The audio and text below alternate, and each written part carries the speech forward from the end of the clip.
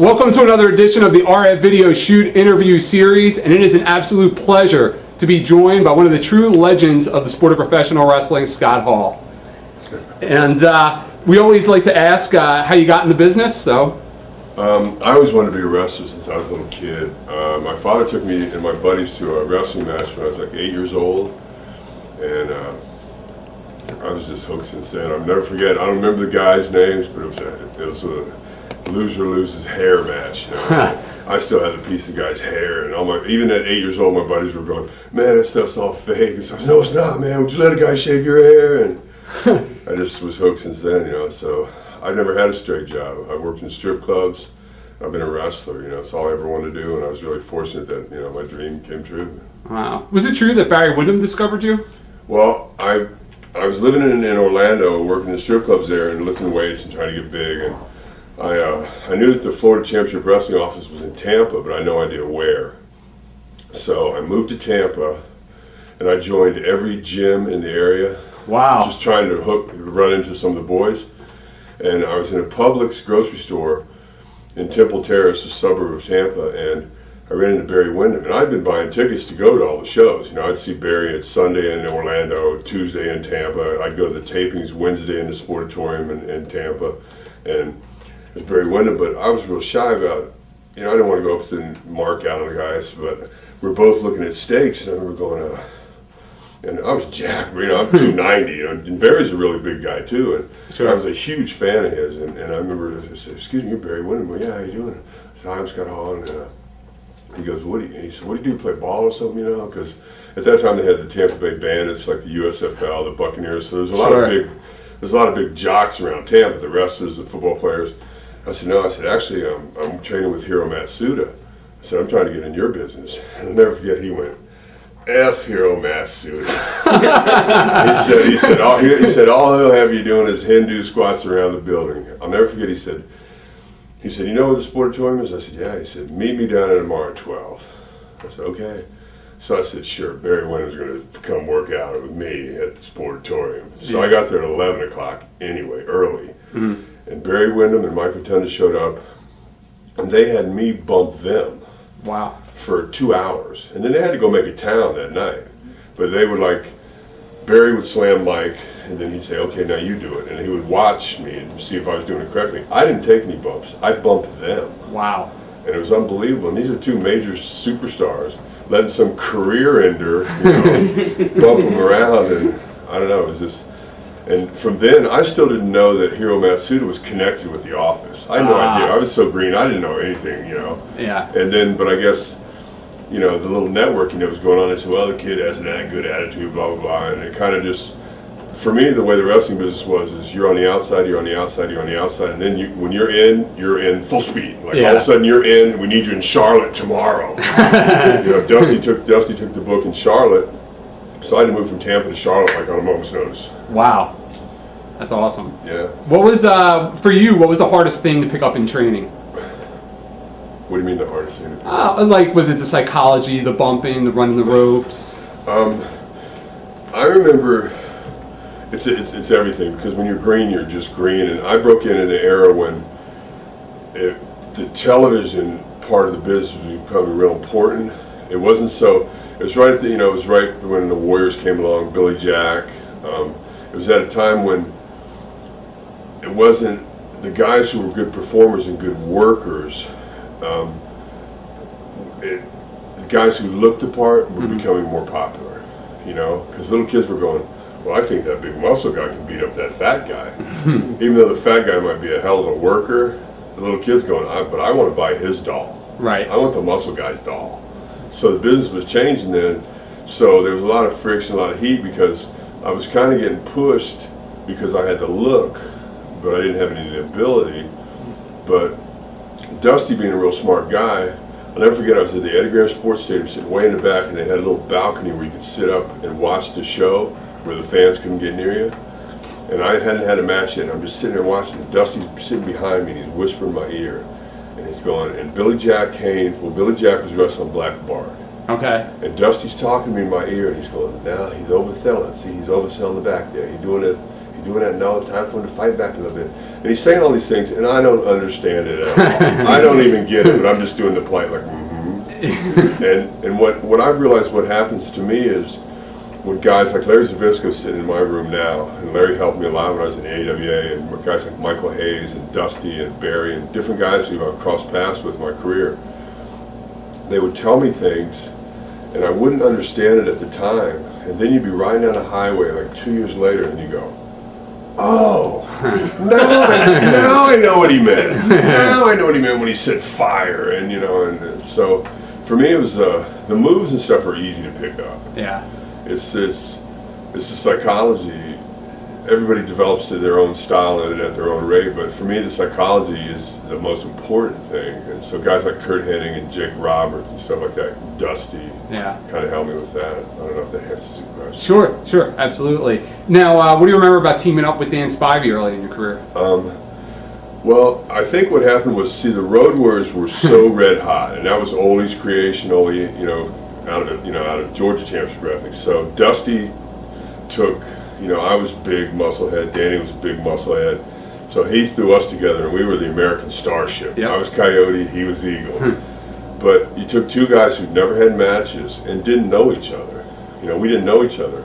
So it was, Danny's a super guy. He was a great athlete. He played ball at Georgia. He played for the Jets. He's a super athlete, super person. But we were different people. He was a little bit older than me. We didn't know each other. And I think really we both wanted to be singles wrestlers. Yeah. If we could have been, then again, at the same time, had we not had to suddenly move to Charlotte, our careers could have been way different. If we'd have stayed Dusty had stayed in Florida and groomed us and built us, and we'd have been his warriors. Yeah. If the Starship would have been groomed and built in Florida, we probably would have been a major success as a tag team, because Dusty would have built us and groomed us at his own pace. We went to Charlotte for Crockett Promotions, was a huge territory that was on its butt, and Dusty had to go with talent that was ready to work. Yeah. We hadn't had a match, and we were too big to do jobs and too green to be put over, so we just kind of sat around. We worked for the Charlotte Orioles. Jim Crockett owned the Charlotte Orioles. So we were on the grounds crew at the baseball park. Wow. So that's what we did. We sat around in the dugout. It rained one time, we pulled the tarp out. Wow. And then the two of you went to Kansas City for a little while. Well, Danny wasn't very happy about that. See, the thing about working in Charlotte was, that was a big territory. And when you did work, you got paid. Because this is, 84, 85. You'd work one match, and we were like opening match. You make $800, $900, $1,000 for opening match. Back then, bro, that's good money. That's good money now. Back then, that was huge money. But we only worked once a month because we were too green to be on the road all the time. They'd slip us in when they could, Yeah. And I had a different feel about the business than Danny. I can't speak for Danny, but in my opinion, I knew what I wanted, and I wanted to be in the ring all the time to learn, because I wanted to do this. And so I asked Dusty to send me to Kansas City, where Harley Race and Bob Geiger were running it, because it was a smaller territory, and I felt like, Charlotte was a big territory, nationwide TV, and if you fell on your face, the whole world's going to know it, and you're dead. So I wanted to be someplace where, if I fell on my face, just a regional audience is going to see it, because you only get that one chance to make the first impression. Wow. So I wanted to get seasoned, to learn how to do interviews and be in gimmick matches, and learn how to be a main eventer, even if it was on a really small scale, so that when I ever, God willing, got to the big time, I would have some experience of doing interviews and stuff like that. Because in Charlotte, we never did interviews or anything. We got paid, good money. I was making way less in Kansas City, but I got to do interviews. I got to be in gimmick matches, and Danny wasn't happy with it. I went and stayed there almost a year, and Danny stayed a couple months and went back to Charlotte. Yeah, we just did a shoot with him a couple months ago, and he said he hated it there. Yeah, he did, and he let me know it. He's a big redneck that you don't want mad at. What do you remember about Harley Race from that time? Harley was not working in the Kansas City territory much, because, he was big star and there wasn't much money there. Whenever he would work, he would draw, but he was working in Japan, he was working in Charlotte, he was working in Texas, he was going to the bigger territories. And one time I got into a scuffle with Marty Jannetty, and I beat Marty's ass in the locker room. Wow.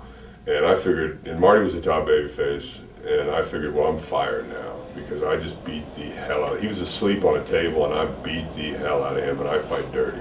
Wow. And I beat his ass, and I was in a Memorial Auditorium in Kansas City, and I was walking under the tunnel back to the heel side. Marty was a babyface, and I was walking back to the heel side because I figured, well, I'm fired now. Screw it, I'll go back to Florida and work back to the strip clubs. I can always get a job doing that. Yeah. I'm walking through the thing, and I'm pumped because I just been in a fight, and I'm like, and I'm 290, and I'm young, and I don't have any injuries, and I hear this, hey Steve, and it's Harley, and I turn around and I go, are you talking to me, Harley? Because I figure I'm fired anyway, right? I said, you talking to me, Harley? I said, my name is Scott Hall. I said, I've been here 6 effing months. My name is Scott Hall. Wow. He went, calm down, kid. And he comes over there, you know. And Carly, he's so cool. He comes over there, and I damaged my knuckle because I was hitting him just like a wild man. Instead of boxing, I was just wailing. I jammed my knuckle on my little finger. So Harley set my knuckle for me. Wow. And then he goes, hey, kid, next time you do that shit, do it after the show. Now the fucking guy can't work. Excuse my language, the effing guy can't work. But that was all he said. I thought I was fired and in trouble. They didn't even care. Go get ready, kid. You're on wow. set. You know? Huh. It turned out to be a big angle. They showed Marty all stitched up and did an angle that somebody else jumped him in the locker room because I was low on a totem pole. It couldn't have been me. You know? Yeah. Mr. Pogo beat him up. Now, early on, when you were a younger guy at that time, did any of the veterans ever try and test you in the ring, or maybe even outside the ring? No, everybody was pretty cool. I mean, there was I was a big redneck too, so nobody really wanted to test me because I was a pretty salty cat, and when you don't have anything, you don't care. Yeah. You know what I mean? Like, what are you gonna do? Sue me? I got $50 in the bank. Yeah. You know, but really. A lot of people helped me. I remember the first time I ever got hit by a folding metal chair was by Bruiser Brody in Kansas City. Wow. And it was me and Mr. Pogo against Brody. So Brody comes in, he's in the locker room, and he looks at me, and I'm huge, you know, and he goes, I could have a good singles match with you. What are we having a handicap for? Yeah. But I'm going, I don't know, Mr. Brody, you know, I don't have anything to do with the booking. But so we're having our little match, and Brody's over like crazy. Everybody went. He's particularly over in Kansas City. Yeah. So we're out fighting on the floor, and blah, blah, blah, and he picks up the chair, and he holds it for a second, I'm just standing there like, huh? And he just waffled me with it. And then later on, he went, hey, kid, you know, turn and give me your back, or, you know, or put your hands up, you know. I'd never been hit with a chair, so I didn't know what to do, but so it's like, go, thank you, Mr. Brody. Wow. But nobody ever that I was aware of ever messed with me, you know. Yeah. I mean, they might have been doing it, I didn't know it, you know, because I was so green. You know? Yeah. What was the fight with Marty over? There was a dude named DJ Peterson. I remember DJ Peterson. See, and at that time too, I had a different look. I had curly brown hair and a mustache. I looked like the cowboy from the Village People. and he kind of looked similar. We were both muscle guys. And what happened was we didn't stay over much there. We drove to towns and drove back. But every once in a while we'd go way out in western Kansas or something, and we would stay in a hotel. And what happened was DJ and Marty were really good buddies. And they stayed in a hotel, and when they checked in, they registered as Scott Hall. So then the story has it, they trashed the room. So now the hotel calls the wrestling office, and the wrestling office calls me. And you know, I'm so job scared. You know, I want to be in wrestling. I didn't do anything wrong. I don't even drink back then, brother. I don't do anything wrong.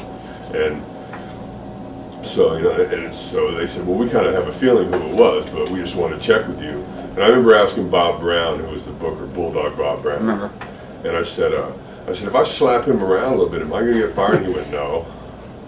So, and I'm such a redneck. When I went to the show that night, I knew I was going to fight. I wore old clothes. I wore my old cowboy boots. I wore a shirt that I didn't mind getting blood on. And I went in there and went right to the Bayface locker room and looked around for him and didn't see him. Then turned around and there he was sleeping on a table, and I just started beating his ass. Wow. Because all I could think about was them checking in the hotel going, well, whose name should we put? I just put Scott Hall. Yeah. And that just kept, all day long, it just kept eating at me. And because I liked Marty. I thought they liked me, and it hurt my feelings, you know. So I reacted like a big redneck. Yeah. Now, how did you wind up in the AWA? I was working in Kansas City, and once a month they would have a big show in St. Louis, and the top stars would come from Minneapolis, Dallas, Charlotte, you know, and underneath card would drive from Kansas City to St. Louis, and we'd be the opening matches. So I was there, and I remember I worked with Rufus R. Jones, put him over right in the middle. You know, I did jobs early on. I didn't care. I knew it was fake from the beginning. Some guys have a problem with that even now. But Blackjack Lanza was there, and he came up to me and said, "Hey kid, are you ready to make a move?" And he was working for Minneapolis. And he went, "You ready to make a move?" And I went, "No, I'm not ready." And he went, "Everybody's the shits when they start." And I said, "As long as you feel that way, I'm ready to make a move."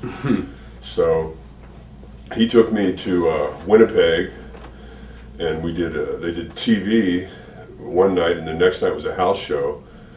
And in fact, I beat Rick Steiner on TV. I always tease him about that. I beat Rick Steiner on TV in Winnipeg, and the next night I go Broadway, you know, time limit draw with Larry Zbysko, who I told you earlier is sitting in my room. Now Larry's a huge star, and back in the day, we used to play when you're on these old long trips. They used to play this thing called the wrestling name game. Like, you guys are too young. But no, I played that. It used to be the thing where, you know, you say, like, the guy would say Lenny Lane, and it'd be L to you, and you'd have to go, you know, Larry something or so. And Larry Zbysko was always my closer, you know, because there's not many guys who started with Z. So I'd have to go, Larry Zbysko! And then it would be Z to the next guy, and there wasn't many guys, like Z-Man or Zeus, you know, there wasn't many guys. Yeah. So I get there, and I'm looking at the lineup at the Winnipeg Arena. Now, I've never been in front of a big crowd before. There's like 15,000 people in Winnipeg Arena. And I look across this thing, and he was the America's champion. And it's Scott Hall versus Larry Zbysko. I go, oh my God. I said, at least I'm going to do a job for somebody that I've heard of. Yeah. So then they tell us that they're protecting me because Vern at that time was in Alaska fishing, so I wasn't officially hired, but Lanza was pretty sure I was going to be hired. So they were taking care of me. They were putting me over on TV. I'd never won a match on TV. Yeah. You know, now I'm going Broadway with Zbysko, and I tell the story. Me and Larry were just laughing about it. Larry took such good care of me because I was so nervous, and he didn't have to. He could have buried me if he'd wanted to, and I wouldn't even known it. Yeah. He made me look like $1 million, and the thing he did at the end that I think is such a detailed thing and that nobody has ever done before or since that I know of. You know, like when you're going Broadway and the ring announcer's counting 10, 9, and the referee, everybody's working together, and they go, you know, 3, 2, and ding, ding, ding, ding. And every other time I've seen it, or I was involved in it prior to that, the babyface always goes like, you know, did I win, or like, what happened? Zbysko's laying there like this. He calls the whole comeback to me. He goes, okay, grab me by the hair, not too hard. Okay, pull your hand back. Look at the people, not too long. Okay, hit me, not too hard. He calls the whole thing to me. He goes, okay, give me that bulldog thing. Like Lanza gave me bulldog because that was his finish. Okay. So I do the bulldog. He goes, okay, do that bulldog thing. Boom. They're counting down 3, 2, 1. So I'm like that. And Zbysko's laying there like this, and he goes, now jump up like you won. And that was such a detail that I'd never seen anybody do before or since, and I jumped up like, yes, and the people exploded. Wow. Because they thought this dude from nowhere beat Larry Zbysko, because he had good heat, you know, and it was just something that I never forgot. And I feel really blessed that as my career went, you know, years later, then when I got to be in the WCW and in the NWO, and Larry was an announcer, I got to, like at commercial breaks, I used to shoot angles with Zbysko. Like we'd be at a commercial break and I'd throw my toothpick at Zbysko, and, you know, and we'd square off, and he's over. Yeah. And I used to tell Bischoff, this guy's a star, man. We can make money with him. And I ended up doing it. He got a few pay-per-views out of the deal. He got some, so. Now, I mean, I know I'm jumping way ahead, but did something like that, did you kind of base that when the kid came into the WWF and you kind of did something similar for him? Well, what happened then actually was, you know, when you're a heel and you work in big markets, you know, Philly, Chicago, LA, you know, New York, there's always heel fans, you know, and so after a certain number of years, they just started liking Razor. Yeah. So Vince told me that, well, you know, the fans are starting to turn you. So he said, we're going to have to address it. So the first thing they did was in Madison Square Garden, Shawn Michaels was the Intercontinental champ. He was a heel, Razor was a heel, and we traveled together, we hung out together, we were great friends. And they put us two heels against each other in the garden just to see what the crowd would do. Wow. And it was kind of cool because we didn't know what to expect because we'd both been major heels in the building before. Yeah. And now we're both in there with each other. And Sean is super talented and a pretty boy. I kind of thought I'd be the heel. I thought for sure that they were going to like him. Yeah. But they didn't. But it was even at the beginning. And then Sean has just got that natural cockiness. Now, I'm pretty cocky too, but I just assumed that because I was bigger and like rougher looking, I'd be the heel. It didn't work out that way. And all of a sudden, because we discussed it, like they started going Razor, Razor, and I remember Sean telling me in the ring that because Kurt Hennig taught me you never go to the people.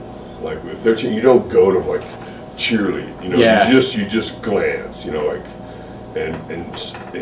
so Sean said they started coming with me, and so Sean said, "Look like you're surprised." So I went like, and then they went louder. I went like, "Me?" and they went right, and they started going. So then I went, "Well, all right," Yeah. And it was just. That was the first test, and what they did with the kid was, Vince called me in and said, "Listen, okay, we have to turn you babyface." He said, "But I don't want to do the same old thing where you run in and save somebody." He said, "We got this kid weighs 120 pounds soaking wet." Now I had seen Kid on Global Wrestling out of Texas, and I went, "Lightning Kid?" And he goes, "You know him?" And I went, "No." But I remember seeing Kid do this thing on TV. Because down there they had a 20 count on the outside. I remember. So kids, I remember watching it on TV, and here's this kid, he looks like a stick figure. He looks like he's 11, but he can go.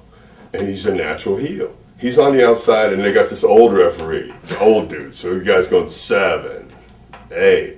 So Kid just lays down on the floor like this. And the guy, like a prick going, "Go ahead, old man." Made the guy count. 18, 19, then he rolled in, and it was the funniest thing I'd ever seen. It was like I was talking about with Larry with the Broadway. It was a detail that you go, "Wow, that guy's really smart," because that's good shit right there. Yeah. What a little prick. So it registered in my mind. So Vince said, "Well, what we're going to do is going to have this guy beat you on Raw." And we were the first angle on Raw, me and Kid. And he said, "We're going to have this guy beat you." And he told me this 6 months before we did it. He said, "We're going to have him beat you. Then you're going to offer him, each week you're going to offer him more money till we get up to about 10 grand. Then the kid's going to steal the money. He's not going to beat you again, but he's going to steal the money and get away, run away." He said, "Then what we'll do is every time a heel does an interview about his opponent, he's going to close by going, 'Speaking of losers, that Razor Ramon, what a loser. Man, that kid's beat him, then he stole his money.'" And he said, "That's going to work." He said, "That's going to turn the people where they'll go, 'Well, we don't like you, Razor, but you don't have to take that.'" And then he went, "I think you'll work with Ted DiBiase at SummerSlam, just beat him with your finish." And that's what we did. Wow. It was Teddy's last match in the U.S. Oh, okay. And it was one of the best things that ever happened in my career. Because it was so cool because no one's ever been turned that way before. You always run in and save like all of a sudden the people just started going like they didn't like me, but the other heels started burying me, and their fans kind of went, "Well, we don't like you, Razor, but man, he's talking smack about you." Yeah. And so it was just really a cool thing to be a part of. Vince is a smart guy, Awesome. Now back to the AWA. What do you remember about meeting Vern for the first time? The main thing I learned about Vern, Vern was a really cool cat, and he was kind of eccentric, and even though when he was balding at the time when I met Vern was a really charismatic, handsome dude. And the thing I learned from Vern mostly was how to work a room, because when I went there, I was his guy. They were grooming me to be their top babyface, and I remember traveling to these different functions because Vern was real big about going to different events and golf tournaments and charity dinners and all these kind of things, and taking one of his boys with him, his figurehead with him. So I was in that role a lot of the time, and it was a real honor to be. And But I can remember riding in the car with Vern, and he would be in a bad mood. And but when he hit that door, hey, how you doing? Hey, you know, slapping guys. And he taught me that whenever you go any place, it's really important to Vern that the wrestler be the one who's remembered. Because we go to banquets and stuff, there'd be football players, there'd be baseball players, there'd be he wanted people to walk out there remembering the wrestler. God, that wrestler was funny, wasn't he? That wrestler was big. He was tough. He was, So I learned like the importance of no matter how you feel when you're working. Like a lot of my buddies always give me stuff. They go, man, you making all that money. I saw you on TV. You wrestled for 12 minutes. and I go, yeah, okay, you're right. But see, what I learned from Vern is you're working the minute you leave your house. Because you walk outside your house, the mailman might walk by and go, hey, Razor! Or, you're in the airport, people, hey, Razor, hey, Scott Hall, hey, NWO, woo, Wolfpack, whatever, and you got to go, hey, what's up, You're working the whole time. And I learned that from Vern, the importance of working. You got to, people don't want to see Scott Hall, the father, or the regular dude. They want to see Scott Hall, the wrestler. They want to see Razor, the bad guy. When they're in the airport, or wherever you run into him, they want to see the guy they see on TV. Yeah. So you always have to be kind of on. That's what I learned from Vern. He's a smart dude. And and another thing too, they wanted to make me their champ, but it was too cold for me up there. I remember I went to Vern and said, man, this is your hometown, it ain't mine. I said, don't put your belt on me, I don't want it. Wow. I said, I'm going back to Florida. I said, if this, I said, I'm going to go work for Florida Championship Wrestling, because all I really want. See, another thing I felt about the AWA is they were really fascinated by gimmicks, but they never knew how to create one. That's a great point. They had Mad Dog with Sean, and they had Jesse, and guys like that, and Hulk, who all came in with their own gimmicks. Everybody else was like Steve-O. Yeah. I was Big Scott Hall. That was their gimmick for me. Everybody went by their real name. Nobody was a gimmick. I wanted to learn. I grew up watching Florida wrestling. I wanted to be Florida style, with the cool gimmicks and the storylines and the angles and the gimmick matches, and it was just kind of vanilla wrestling in AWA. It was real successful in nationwide, worldwide TV, but it was real black and white, and that wasn't what I was after in my career. And I remember talking to Vern, and I went in and gave my notice, and he couldn't believe it. Because nobody left Vern, he couldn't believe it. I said, Vern, man, this is your hometown, it's not mine, it's too cold here. I said, I can make $2,000 a week selling suntan lotion on Cocoa Beach. Yeah. I said, I don't want to live there anymore. And he goes, I can make you a star. I said, I don't need to be on TV to feel good about myself. Yeah. And I said, Vern, I'm in this for the money. I'm in it for the money. He goes, the money comes later. I said, my bills come every month, right on time. And then when I said that to him, all of a sudden his expression kind of changed. And we started talking like man to man instead of employer to employee. Sure. And he went like, I said, how's it feel, Vern? You made it, man. You're a success. He goes, I'm rich. And I said, I know. I want to be rich too. I said, how's it feel? He goes, it feels great.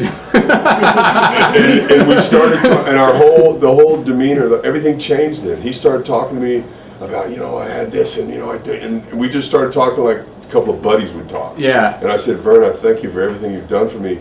Don't put your belt on me. I'm not staying here. I don't want your belt. Go ahead and put it on whoever you're going to put it on. I don't want it. Thank you for everything you've done. I'm giving you my notice. I'll do jobs on the way out. No problem. I'm going to Florida. Thank you for everything. And a lot of people thought that was a stupid move I made. If I'd have stayed there, I'd have been AWA champion. I still would have been the cowboy look and all that. Yeah. In my career, who knows what might have happened. It might have been great. It might have been whatever. You can't look back, but I didn't care. See, there's two times I've found, for me, when you have power is when you don't have anything or when you have a lot.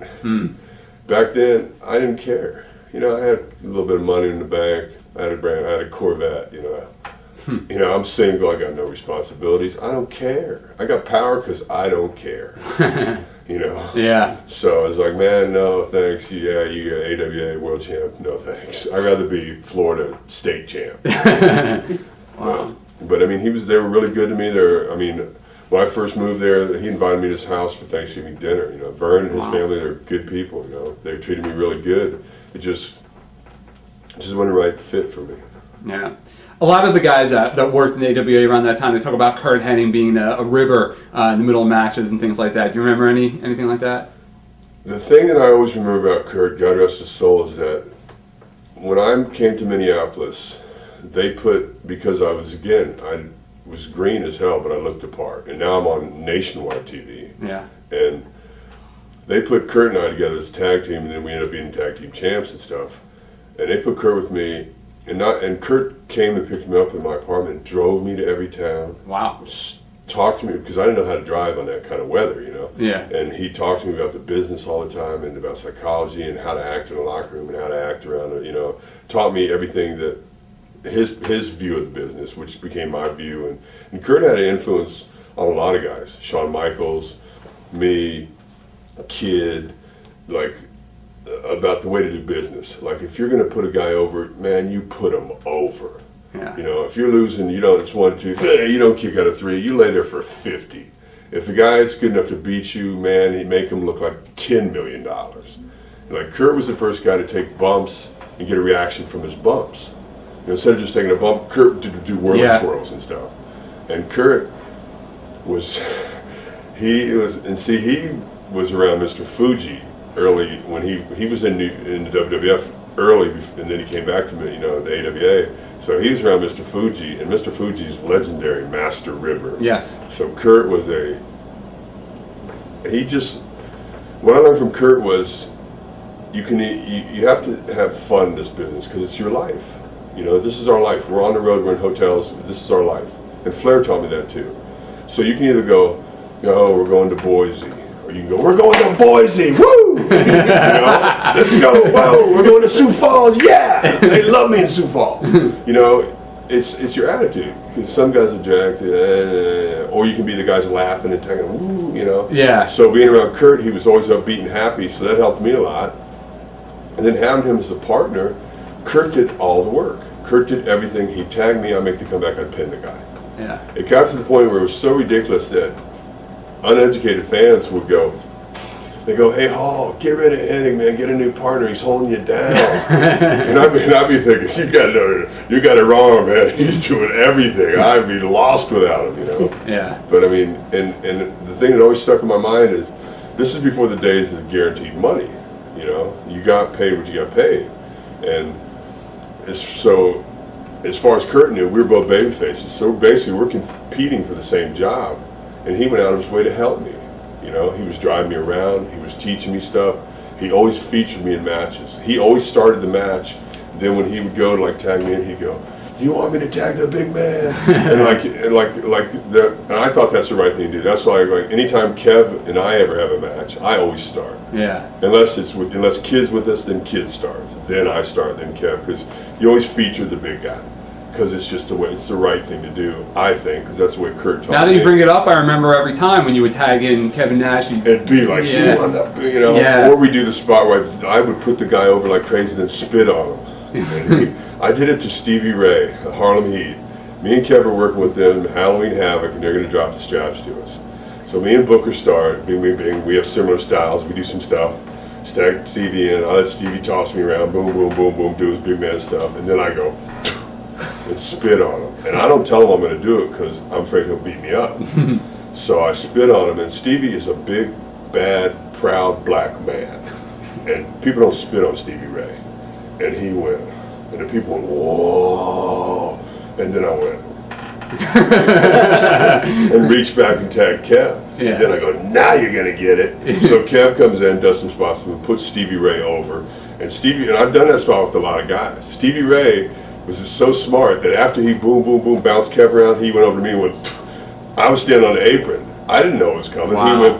He spit on me, and then I went, like I tried to come in, tripped on the rope, did the Flair bump in a bun, and it was so cool. But I apologized to him afterwards. I said, Stevie, you know, I just popped in my head, although I had planned it. Yeah. I said, Stevie, I said, please, you know, it was just a work. You know, I would never spit on you in real life. I respect you, you know, because I don't want you to kill me. But what are your memories of the matches you and Kurt had with the Long Riders? Scott Irwin was a superhuman being, God rest his soul. he was a businessman, and he knew that his job was to make me look good, because that's what Vern wanted.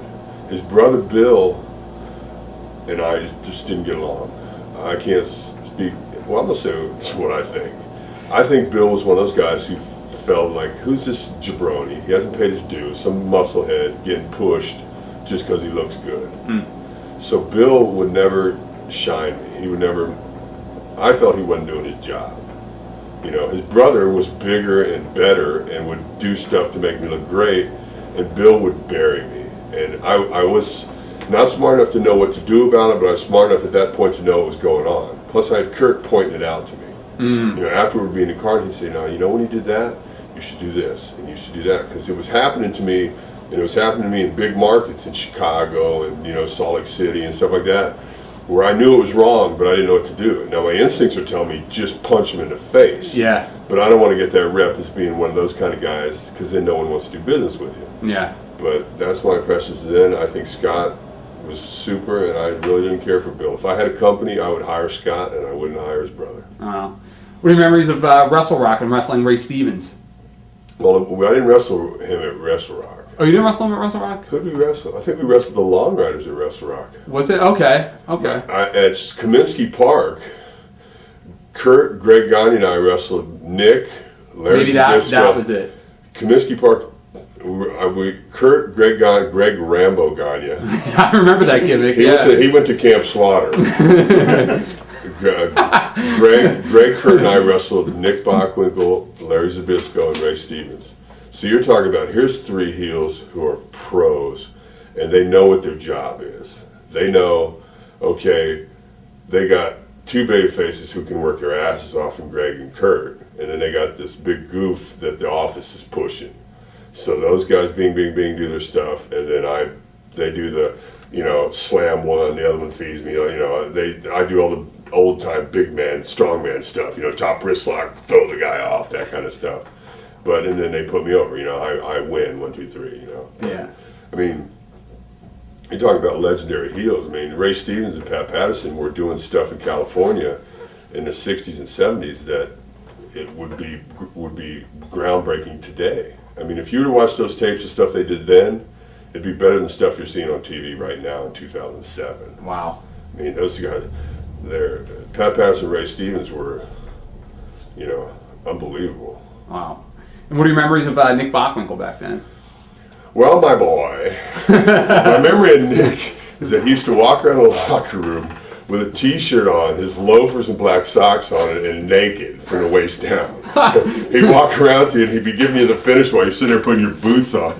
He'd have his package in your face, be like, "What the fuck, Nick?" Like, okay, I get it, you know. But no, Nick was an absolute pro. You know, same thing. You know, he knew he had way more talent than me, way more experience.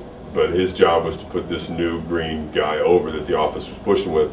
Hopefully someday that everybody would make more money if Scott Hall got over. Yeah. So he just taught me stuff, you know, told me, just talk to me calmly in the ring. Calm down, my boy. Okay, you know, just complete, absolute pro. Wow. Now, something I want to ask you, because you were there at the time. We just interviewed John Nord 2 days ago. Right. And he was saying that in the AWA, he had a problem with some nights he would have to wrestle guys like Crusher and Mad Dog Vachon, who are obviously older, and here he was, a big guy, having to sell for those guys, and then he'd come back the next month against a younger guy. Nobody would really buy it after he was getting his ass kicked from the Crusher. Well, like I was saying earlier,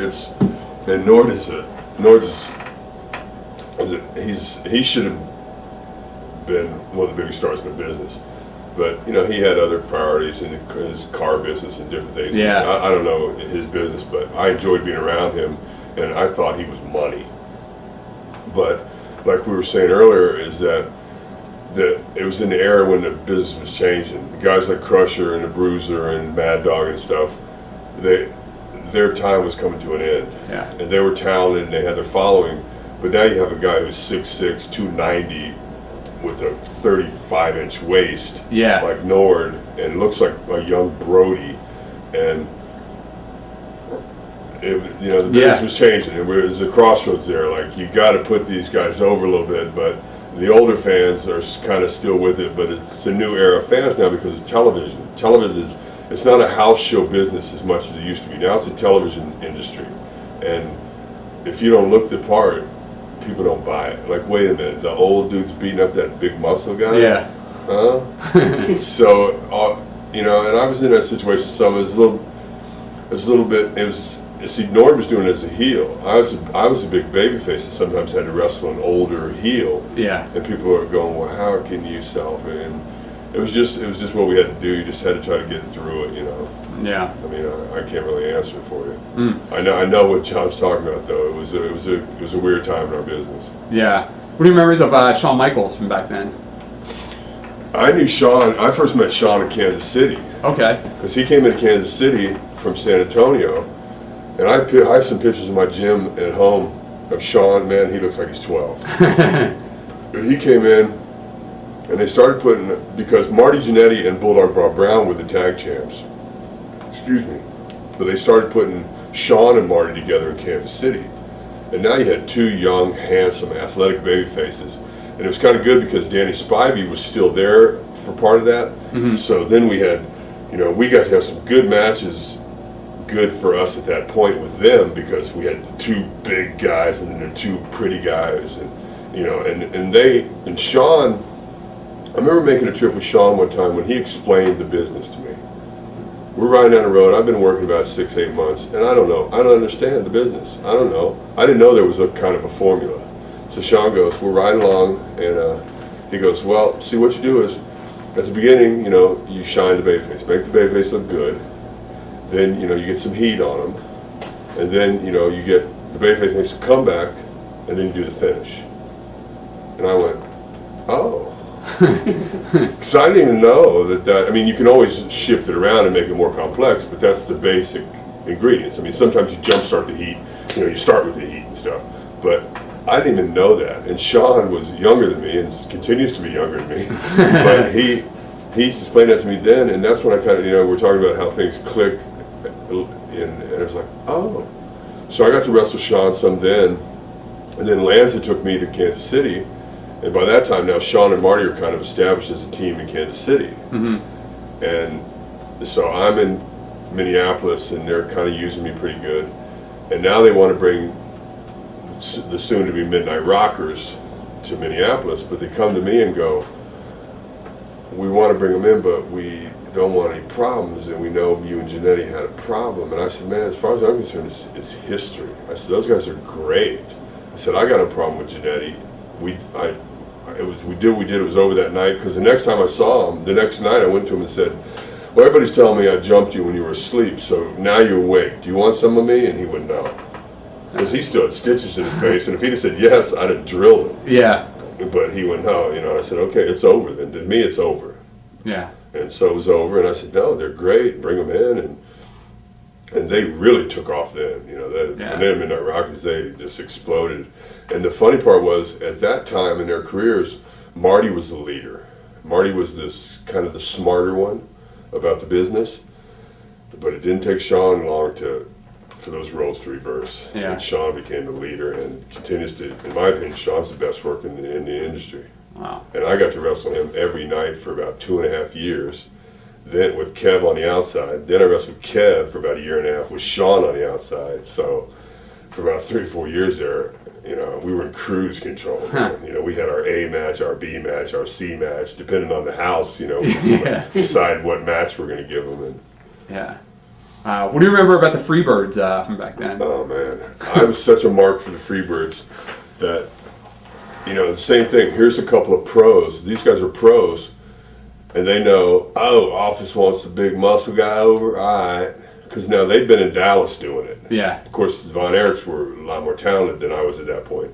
But they knew, oh, we're heels. We get paid big money putting these guys over. They knew it was fake. They had no problem with it. Michael Hayes, Terry Gordy, Buddy Roberts just would go out there. You know, they would shine Kurt up, then they'd get big heat on Kurt. They'd tag me. They would give me a comeback, unbelievable. And they would call it to me as they're doing it. Yeah. Like Buddy would say, slam me, and he'd go, watch for Michael. You know, and then mine slam Michael, he'd go, watch for Bam Bam, and then here come Terry, you know, say, boom, and he'd say, go back to Buddy, and, you know, and they would just tell me as I'm doing it, because I'd be going, huh? What? Huh? But meanwhile, people were going, and then Michael would go, bow up, come on, fire up, you know, and I'd be going, yeah, and you know, they were fantastic. I was such a mark for the Birds that when Kev, Kid, and I became a package and we were NWO, that's why I created Wolfpack. It was my idea because I wanted us to be the Wolfpack because we were going to be the new Freebirds. Ah. There's 3 of us. We're different, but we're like real brothers. We fight with each other, but if you mess with one of us, you got to fight all of us. We don't dress the same, but we're the same colors. And we had they had Freebird rules. Like they're the tag champs, but you never knew which 2 of the 3 were going to defend the belts. And they all came to the ring together. Nobody else ever did that before. That's what we did. Yeah. And we were Wolfpack rules. And Terry Taylor, when we were working for WCW, the NWO stuff, used to go crazy because he was kind of working in the back. And like Kid would be wrestling, or I'd be wrestling, Kev would be wrestling, and we'd all go out together. But he'd go, well, you guys are involved in the match, you're involved in the finish. We go, yeah, we know. But you're going out there together, you know, the people are going to know that you're going to be involved. We go, I know. Huh. That's how we do it, man. Like, to me, if one of my boys is in a match, I'm going to be out there. Because if he's winning, I want to be right there watching. And if he's losing, I'm going to help him. So why would I wait in the back? Oh, gee, he's in trouble. Let me run down the aisle. No, man, I'm going to be right there because I'm old and I can't run that fast. Yeah. I'm going to be right there ringside so I can get involved. Plus, I want that camera time. I mean, it's just how we did it. And we did it because I thought the Freebirds were the coolest thing in wrestling, and I was trying to rip off the Freebirds. Huh. Wow. What do you remember about your series with Buddy Rose and Doug Summers? The same thing. Buddy Rose is a genius. You know, he's a super talented heel and a good athlete to be a big chubby dude like that. He's a heck of an athlete. We didn't have as good a matches with them as the Rockers did, because I used to watch the Rockers work with them, and it was like looking at a real life cartoon.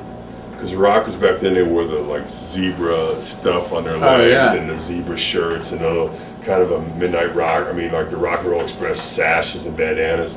And you had them, and then, you know, Doug Summers was kind of tall and thin with the peroxide blonde hair, and Buddy was fat with the peroxide blonde hair. But if you sat back and watched it, it was like a cartoon, man. Their stuff was so smooth, the boom, boom, boom, boom. I mean, we had good matches with them, you know, but it was the same thing. You had a couple of professional heels. Kurt could do his job. He knew exactly what he was doing, and I was being featured and being groomed. You know, I was just, everybody took care of me because some guys did it maybe because they liked me, and other guys did it because that was their job, you know, and they were professionals, and that's what they did. Yeah. Did you wind up going to Memphis at all? I spent some time. I don't remember when.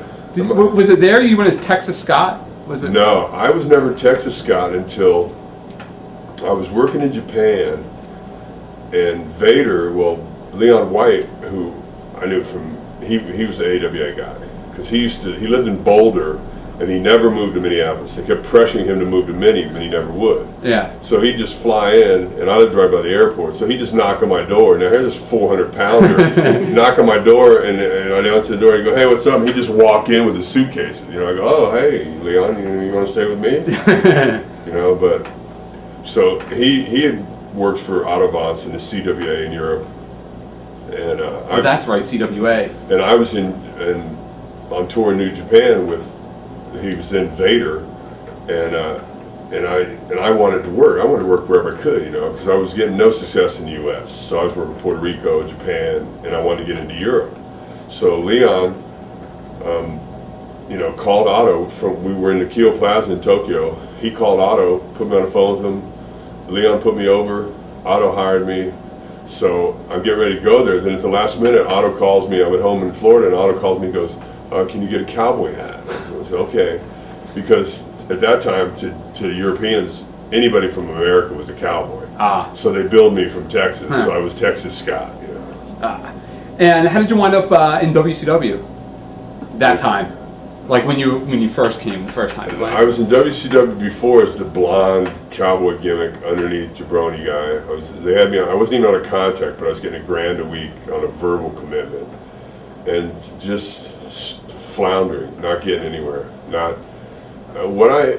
feeling about WCW was that destiny was determined before you ever performed, because if you made $750,000 a year, you know, your contract was negotiated before you performed. You know, so if you made $750,000 and I make $50,000, I'm never going to beat you. Yeah. I'm probably not even going to be in the same match as you, even though some of those high-paid guys weren't that over, and some of the lower-paid guys were getting over with the people. That just you were pigeonholed into a certain position, and there was no advancement.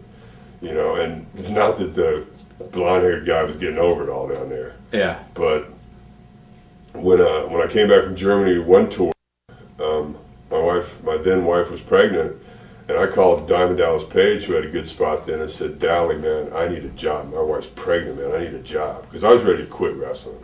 I was going to go work at Sears or something. But now I got a baby, and I need money quick. Yeah. And so I called Dallas, and I said, "You need somebody to stand next to you and make you look small." I said, "You need the diamond stud." Huh. So Dally gave me the black hair gimmick, told me shave the mustache. He wanted me to have the Rob Lowe stubble. And it was even, our first TV was in Fayetteville, North Carolina, and we ate at a Waffle House right by the building, and we're checking out, paying our bill, and they had a little toothpick thing there. And Dallas went, "Toothpicks?" So he said, "Well, we both have toothpicks." I went, "All right." So we're walking, and Dallas used to talk on the way to the ring. He had a microphone, and we were doing this strip the stud gimmick, you know, tear away stuff on him. We're looking for a valet for the stud, and blah blah blah. And but Dallas was talking so much on the way to the ring, his toothpick fell out, and I still had mine. And I went to that camera and went bang, and then the toothpick thing was mine. Wow. But Dallas helped me so much. He drove me crazy, but he helped me a lot. Because as soon as I did that stud gimmick, the first time I was on TV, Pat Patterson called my house and said, "Vince loves the new look." Really, the first time? He said, "Did you sign a contract?" And I said, "Pat, I didn't want to work for them." I said, "I wouldn't have called your office every week for a year if I did." I said, "I want to work for your office." He said, "You signed a contract?" I said, "Yeah, I just got back from Atlanta. I signed a 1-year contract." And he said, "Well, don't worry, kid. In a year, you'll be able to tell them New York wants you." Wow. All right. As far as Dallas Page goes, I mean, Dallas has told stories where he was ribbed a lot, like when he was in WCW. Do you remember him being ribbed a lot back then? Yeah, I remember one time they had this dude, Firebreaker Chip, I remember or something like that, and he was kind of a muscled up dude. And he was kind of ribbing Dally in the locker room, and a lot of people were giving Dallas stuff because, see, Dallas, in my opinion, Dallas didn't grasp the fact that, to me, if you're an announcer, I always viewed that as being above the wrestlers. You know, if you got the headsets on, you're sitting there announcing, that's kind of being above a wrestler. But Dallas wanted to desperately wrestle. And so he started wrestling, and he was, you know, he was older than a lot of the guys, didn't have any experience, but he had a burning desire and stuff. And Dallas is Dallas, man. He's a kook, he's eccentric. I love him like a brother. But he will drive you crazy if you don't know him. And he's just so upbeat and so positive and talking and doing it. And some guys just, it's the nature of the business. Some guys are just mean, you know. Yeah. So one time the guy said something to Dallas, and I'll tell you what, Dallas face socked him and took him down on the floor. And from that minute on, all of a sudden everybody kind of went, whoa, like, oh, Phyllis Diller's tougher than he looks. You know, like, I mean, a lot of the ribbing backed off then. But one time, I can't remember if it was in Charleston, West Virginia, or Morgantown, West Virginia, but we had a battle royal, and it was the managers were also in it. So Dallas was at that point still kind of managing the Diamond Stud, and Humperdinck was in it and stuff like that. So before the match, everybody but Dallas knew that the Steiner brothers were going to strip Dallas naked in the ring. And Dallas is one of the guys who wear 3 or 4 pair of tights, like spandex, long ones, short ones, under tights, everything. And then that's when Dallas was with the Freebirds too. He was managing the Birds, he was managing me, he was with Humperdinck. But the thing is, so we get in the ring, and I'm one of the first ones eliminated. So I'm standing in the back watching with Grizzly Smith. He was the agent.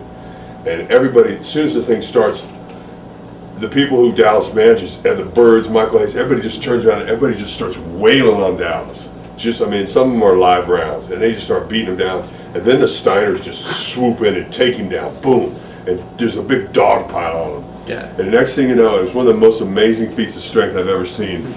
Rick Steiner, Rick Steiner, reached down and grabbed Dallas's spandex and just pulled on it. And spandex is pretty tough. Yeah. And he pulled on, and just went till it exploded. Wow. Now Dallas is butt-ass naked in the middle of the ring. The people go crazy. They are exploding. They're popping like crazy.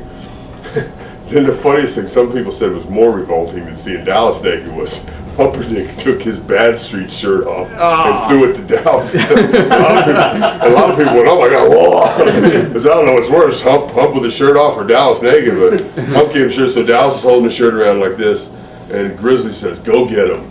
So I go get him.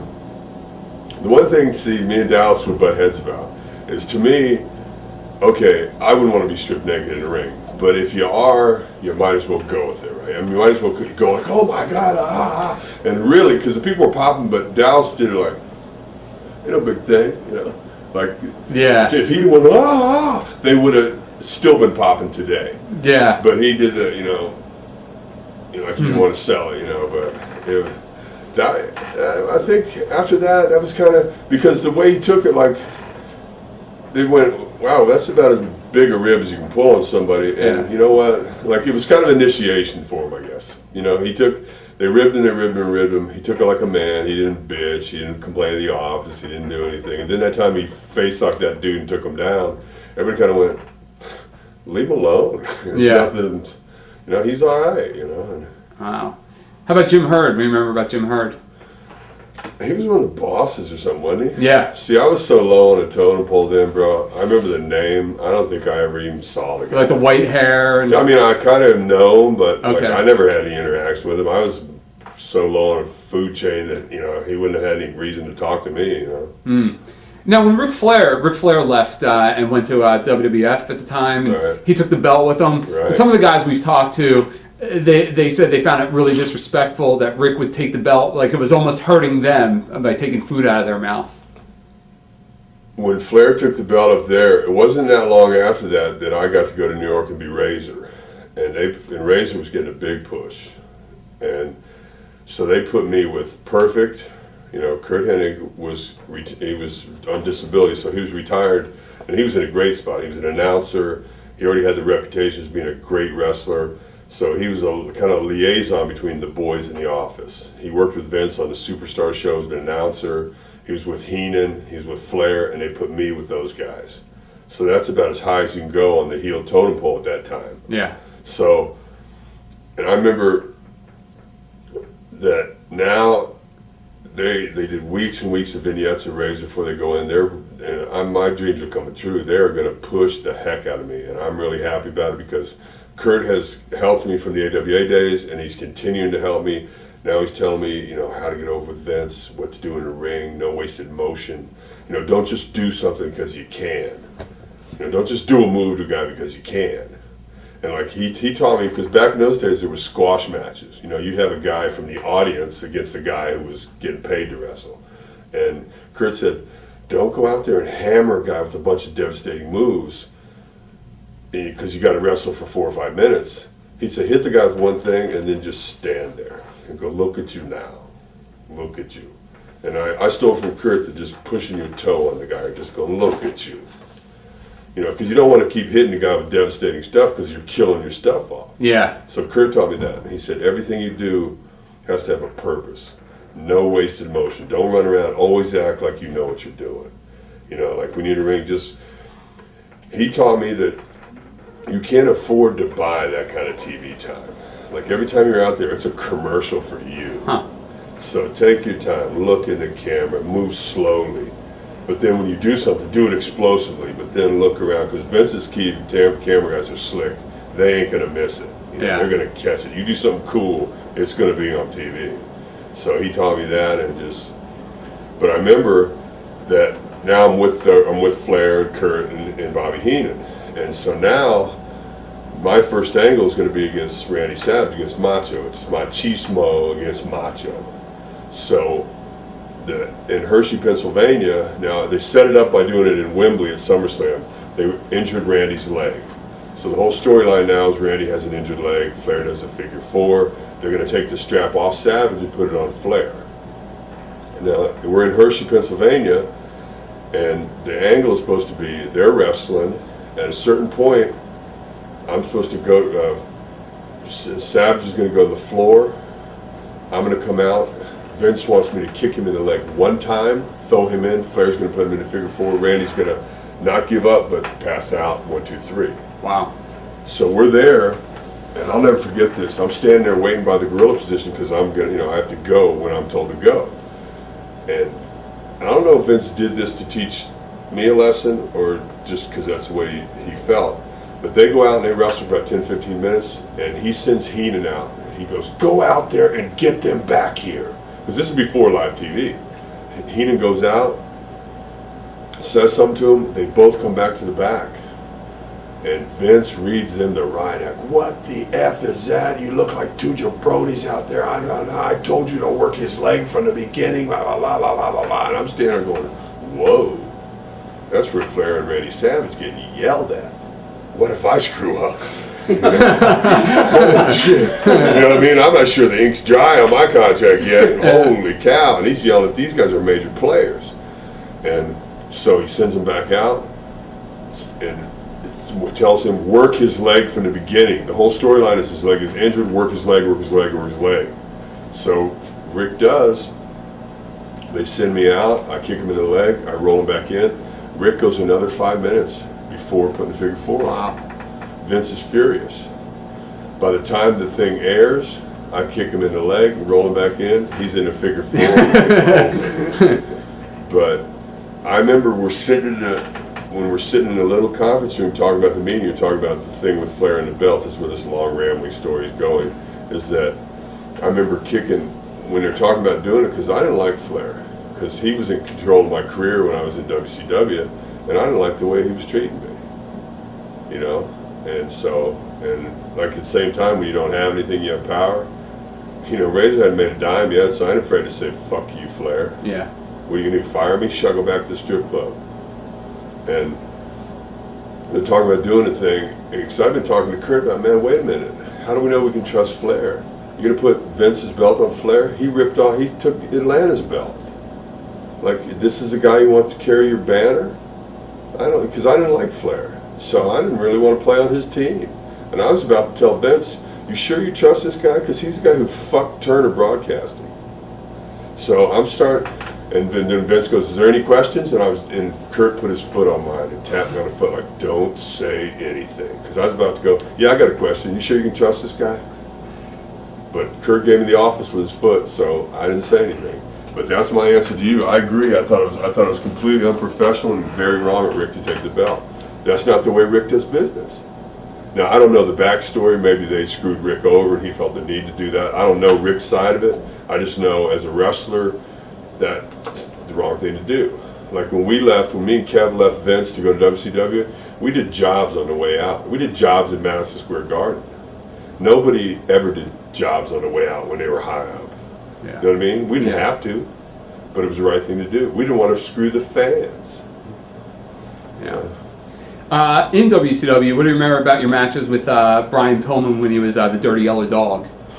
I never wrestled him when he was Dirty Yellow Dog because he was a babyface and I was a babyface. Oh, okay. I thought you guys did wrestle some matches together. Well, maybe when I was a jabroni, like cowboy, like mustache guy, and then I don't think as a Diamond Stud I ever wrestled the Yellow Dog. Okay. Brian was really talented, was getting a big push, He was a good guy, good talent, and they liked him. Yeah. But like my career was I was so low on the food chain then that every once in a while I'd be thrown in a match, but I was of so little consequence that I don't remember any of that stuff. Oh, okay. I know Brian did great. And actually that Yellow Dog thing was something that was ripped off that Barry Windham did in Florida. That's right, yeah. That's when it was done right. Yeah. When Barry did it, it was sweet. Yeah. How did you come up with what was then the Diamond Death Drop, then later the Razor's Edge? I just was trying to think of just a cool move. Actually, I think I stole it from Danny Spivey. Is that what Danny said? I forget. I don't think he did. I think because Danny had been working in Japan, and what Danny did was one time I saw him pick a guy up for like that old style backbreaker like this, and I was just trying to think of, because I remember when I was sitting there thinking, how come I haven't made it? I think I got a good body. I think I can talk. I think I have a good enough look. Why aren't I successful when all the guys I started with are successful? So I started studying all the dudes who were on top and looking for the common denominator. Not so much like stealing their moves or anything like that, but what's the common denominator? Because I was a huge fan of guys like Jake and stuff, Jake the Snake. So I went, okay, you got to have a look. Not everybody has to be a muscle guy, but you got to have your look. Yeah. You got to be able to talk. You got to have a couple of signature moves. And you got to have a cool finish. That's it. That's what all the top guys had. You only need 3 or 4 moves. Like Jake had just a couple of moves. So all I had was, I had sack of shit. I actually started using that Razor's Edge Diamond Death Drop in Puerto Rico. I did it to Carlos Colon. Because that's where I just practiced it. Because I went like this. And a lot of the guys in Puerto Rico were littler, and I was bigger then, so I just started practicing. And the first couple times I did it, man, I was landing on my elbows and stuff. I didn't know what I was doing. I was dropping guys on their heads, but it was cool looking. I'll never forget the first time I did it, when in Atlanta, and Bobby Eaton went, man, that's a cool finish. I wouldn't want to take it, but it looks cool. And like what I call sack of shit, that they call fall away slam or whatever. I was in the ring, I was working with Carlos Colon. And I said, duck the clothesline crossbody. So I caught him and, gave him a sack of that. And I come back to the locker room and he goes, hey, amigo, what was that? He goes, you throw me like a sack of shit. and from that moment on, it became sack of shit. Like when I'm in the ring with dudes I know, I go, duck the clothesline, sack of shit.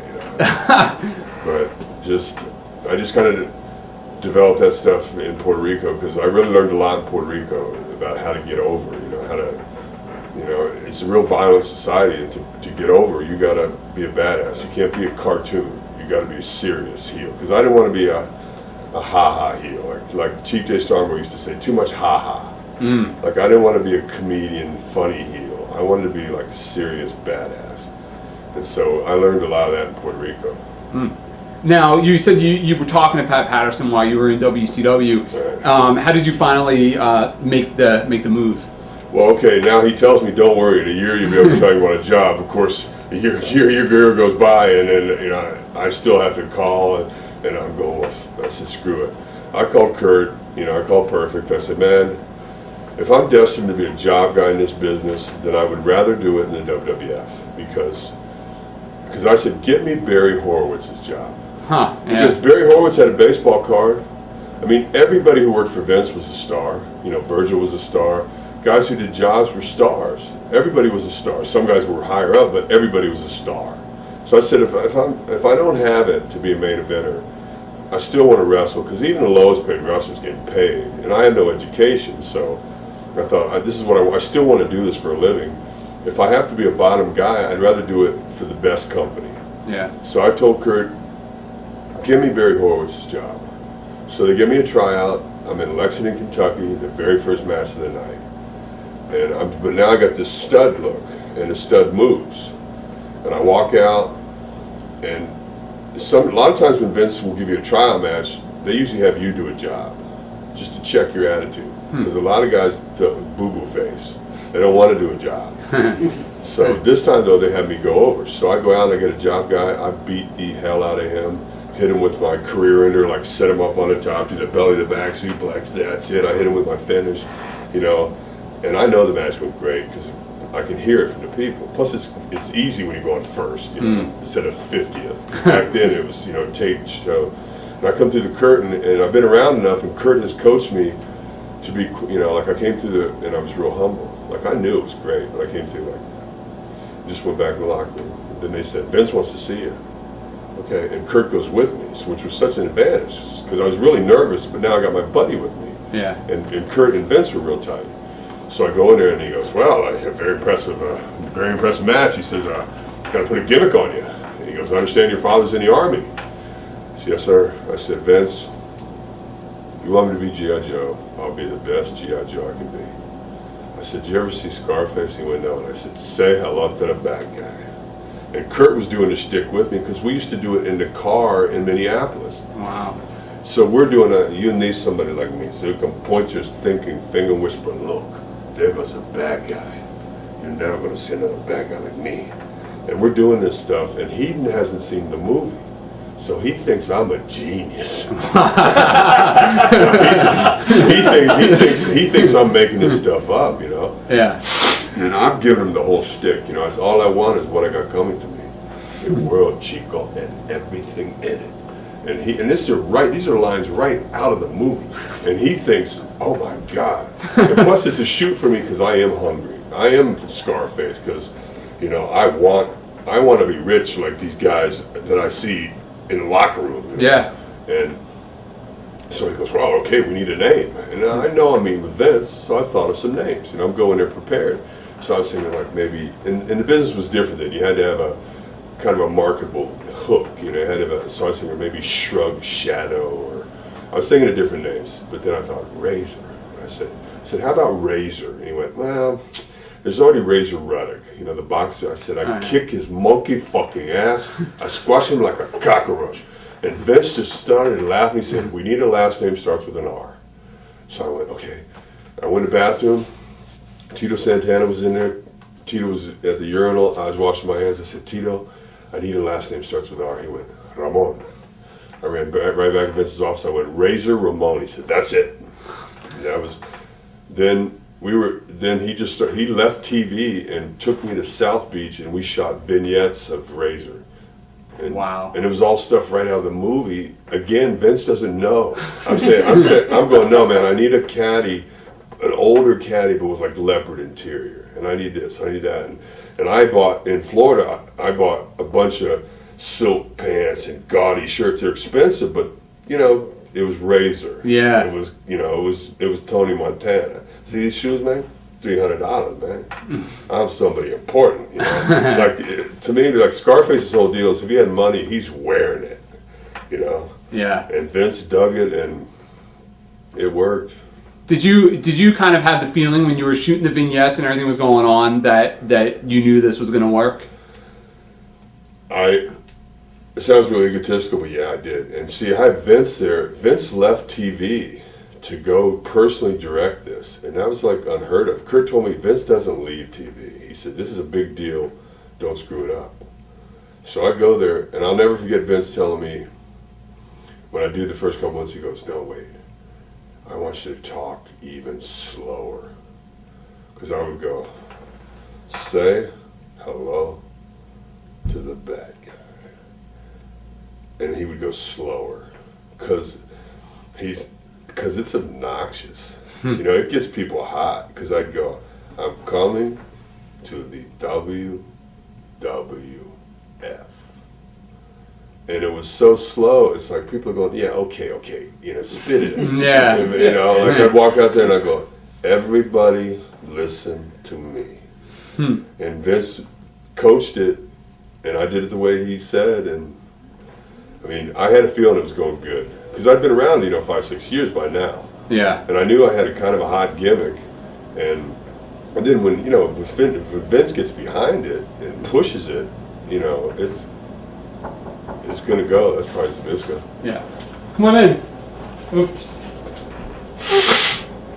Come on in, Ledge. I'll make you proud. Come on in, Ledge. I'll make you proud. The set. I already put you over, Ledge. You missed that segment. Oh, I'm all right. Well, that's good. Just pretend I'm not here. Ladies and gentlemen, Larry Zbysko has just entered the room. Living legend, Larry Zbysko. I already told the whole Winnipeg story, how great you are. Oh, thanks.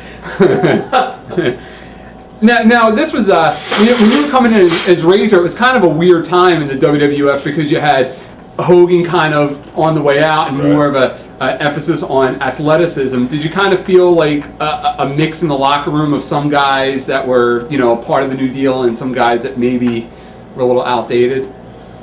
Well, the main thing I remember is that's when Vince was under real scrutiny for the steroid investigation. Yeah. So everybody had to be clean. They drug tested us because I was taking steroids prior to that. So I went from 290 to about 260. Wow. But what happened for me then was it worked better because at 260, you know, and then like throughout my whole career, I made more money being smaller because I could wrestle Rey Mysterio or I could wrestle Big Show. Because when you're too big, some guys get locked into that thing that they can't sell for a guy who's smaller or something. But I'm not sure I understand what you mean about the mix of things. There was a transition going on. Yeah. But see, for me, I was so happy that I was getting a push and I was at the big time. I wasn't really worried about any transition. I knew my pocketbook was transitioning upward. At what point in your career did you kind of think to yourself, I finally made it, I succeeded at this? I don't think the way that Vince drove us,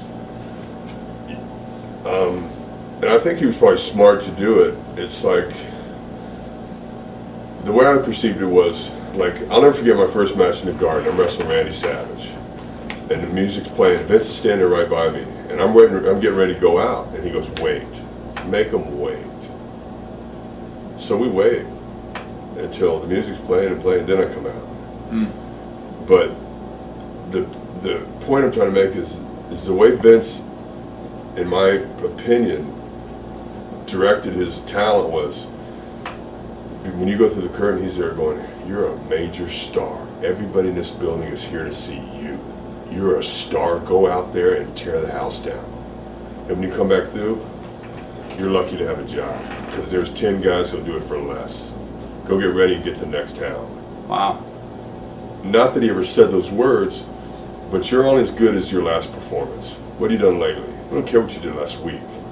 Because the agents who would go to house shows would watch the matches. One guy would be in charge of the box office, the other guy would watch the matches. And they would watch them, and these guys were smart. And they'd watch the match, and if you come back, they'd go, "You sick? You hurt?" "No." "But what the hell was that? Were you taking a night off?" You don't do that shit. You work your ass off every night, or we'll get somebody else to do it. "Yes, sir." You're only as good as your last performance. And I think that kind of mentality was good. Plus back then, man, we worked 20, 30 days in a row. We were on the road all the time, and we were happy to do it. It was a grind, but at the same time, you get good at wrestling, working all the time like that. Was it hard to adjust to the travel schedule, find time to work out and eat right and that kind of thing? Well, see, at that time, too, I decided that, in my opinion, like, I was never one of them body guys who shaved down and posed or anything. I just wanted to be a wrestler who happened to lift weights, not like a weightlifter who wrestled. So, and I always felt like Tarzan gets more pussy than Mr. Universe. So I never worried about being too big. I traveled with Shawn Michaels for most of my early part of my career in the WWF, and our routine was wrestle, go out, party, do what we're going to do, go to the hotel, next morning get up, eat breakfast, go to the tanning bed, lay in the tanning bed while the food digests, go in, do 30 minutes on the Stairmaster, then we would superset pull-ups and dips, go. Go eat again, go to town. Because we called it the Tarzan workout, just enough to, Pump you up and... Yeah, it was enough, Yeah. What do you remember about when Bill Watts came in and helped Vince with the booking? I remember he didn't last very long, but one thing I do remember was Watts liked me. And one time we were in Madison Square Garden, and Watts and Vince and Pat were up in the audience watching the show. And that's when they were really... Kev was the world champ, and Shawn was the Intercontinental champ. And they were wrestling men on a mission because they were getting Mabel ready for Kev at SummerSlam, so they were really building Mabel, or Viscera, whatever they call him now, to wrestle Kev. So Kev wrestled Mabel in a single, but Mo was out there, and so they beat Kev up or Diesel up and left him laying. So Shawn came out to make the save. People pop. This is Madison Square Garden. Shawn comes out. They beat him up, leave him laying. So then they send Razor. Razor comes out, they beat me up, leave me laying. Because they're getting these guys strong, because they're getting them ready for Kev, and then Kev's going to beat them, but they're building them. So now they leave all of us laying, and they leave. So we all get up slow. We're in the Garden. Now, I've already had the ladder match with Shawn in the Garden prior to this. So I pick up the world belt, I look at it, I walk over, I hand it to Kev. And I think at this team too, see, they're already promoting SummerSlam, Kev versus Mabel, and they just added the rematch of the ladder match, Shawn versus Razor. So now I pick up the IC belt. I kind of look up at the ceiling. Now, this is where we've had this other match in the Garden, and the fans are hip, and they know right away. I look at it, I look up at the ceiling, and people start buzzing. And Sean's smart, so he starts going, yeah, bring it to me. It's mine. Bring it here. Bring it here. Bring it here. So I look at it, I walk over, I stick it out like this, and Sean reaches for it, and I drop it. And everybody goes, oh, and I go, oh, I got you. And then I roll out of the ring, and I start to walk down the aisle. Shawn Michaels does not like to be made a fool of. I'm walking down the aisle, and I get shoved in the back so hard I get like whiplash. I thought a mark had jumped over the rail, and it was Shawn. But I'll never forget, Bill Watts came to me afterwards, and he goes, I don't know what they're doing with you. You're over like a son of a bitch. I don't know why they don't use you better. He said, I'll tell you one thing, too. You weren't expecting that push in the back. We're going to win. No, sir. But see, Watts wanted full control, and Vince wouldn't give it to him, so he was there like a week. Yeah. What do you remember about your first big series with Bret Hart? I wrestled Bret. I worked there a year before Bret even said hi to me. You know, Bret's just a real eccentric kind of cat. Not that he was being standoffish or anything. It's just the way Bret is. And I wrestled him at the Royal Rumble in Sacramento. And when they were build raise, then I put Bret over. But and see too, I had Kurt, I had Perfect in my ear telling me that, I had to yield to Bret. Razor didn't get much of his stuff in. It was Bret's match, We did what Bret wanted to do. Yeah. If years later and having had more experience and stuff, it would have been a different match. Now, some guys, obviously Flair being one of them, has said that Bret's overrated. Some say he's not. What do you think? You've wrestled him a million times. If I had a wrestling company, I would want Bret on my team. I think he's great. Yeah. He's great. One thing about Bret is, one thing I noticed, I learned a lot when I was working, for Vince and then working, at WCW. Sometimes, and Larry's back there, he can probably echo on this, is that sometimes you need guys whose wrestling is entertaining enough that the announcers can talk about other matches. They can talk about angles while these guys perform. Because Booker sometimes used to complain, man, they always talk about something else during my match. And I say, you know why, Book? Because you're so athletic and your wrestling is so aesthetically pleasing to watch that they don't have to talk about your moves because they speak for themselves. And guys like that, and that's how Bret was. Bret could wrestle, and guys like Benoit and Chris Jericho, and guys who are technically really sound. They're wrestling, Eddie Guerrero. Their wrestling is pretty to watch. It's pretty. Yeah. So you don't have to talk about every move they make. You can talk about it, and later on, Hogan will be wrestling Sting, and blah, blah, blah. You can talk about the other angles during these matches. So Bret had that ability. Everything he did was crisp and if I owned a company, I would hire Bret. Wow. Memories of your matches against Bob Backlund? See, I wrestled. What happened was Diesel had beat Backlund for the WWF Championship, and Jeff Jarrett, Double J, had beat Razor for the Intercontinental Championship. So I'm supposed to wrestle Jeff in the B towns, and Kev's in the A towns, supposed to be wrestling Backlund. The thing is, their new champion, Diesel, is having horrible matches with Backlund because Backlund is a different style of wrestler. He's not making Kev look the way they want Kev to look. They want him looking great and strong and people screaming and yelling. So they switch it. They send Backlund to work with me, and they send Double J to go bounce around for Kev. So now I'm working with Backlund.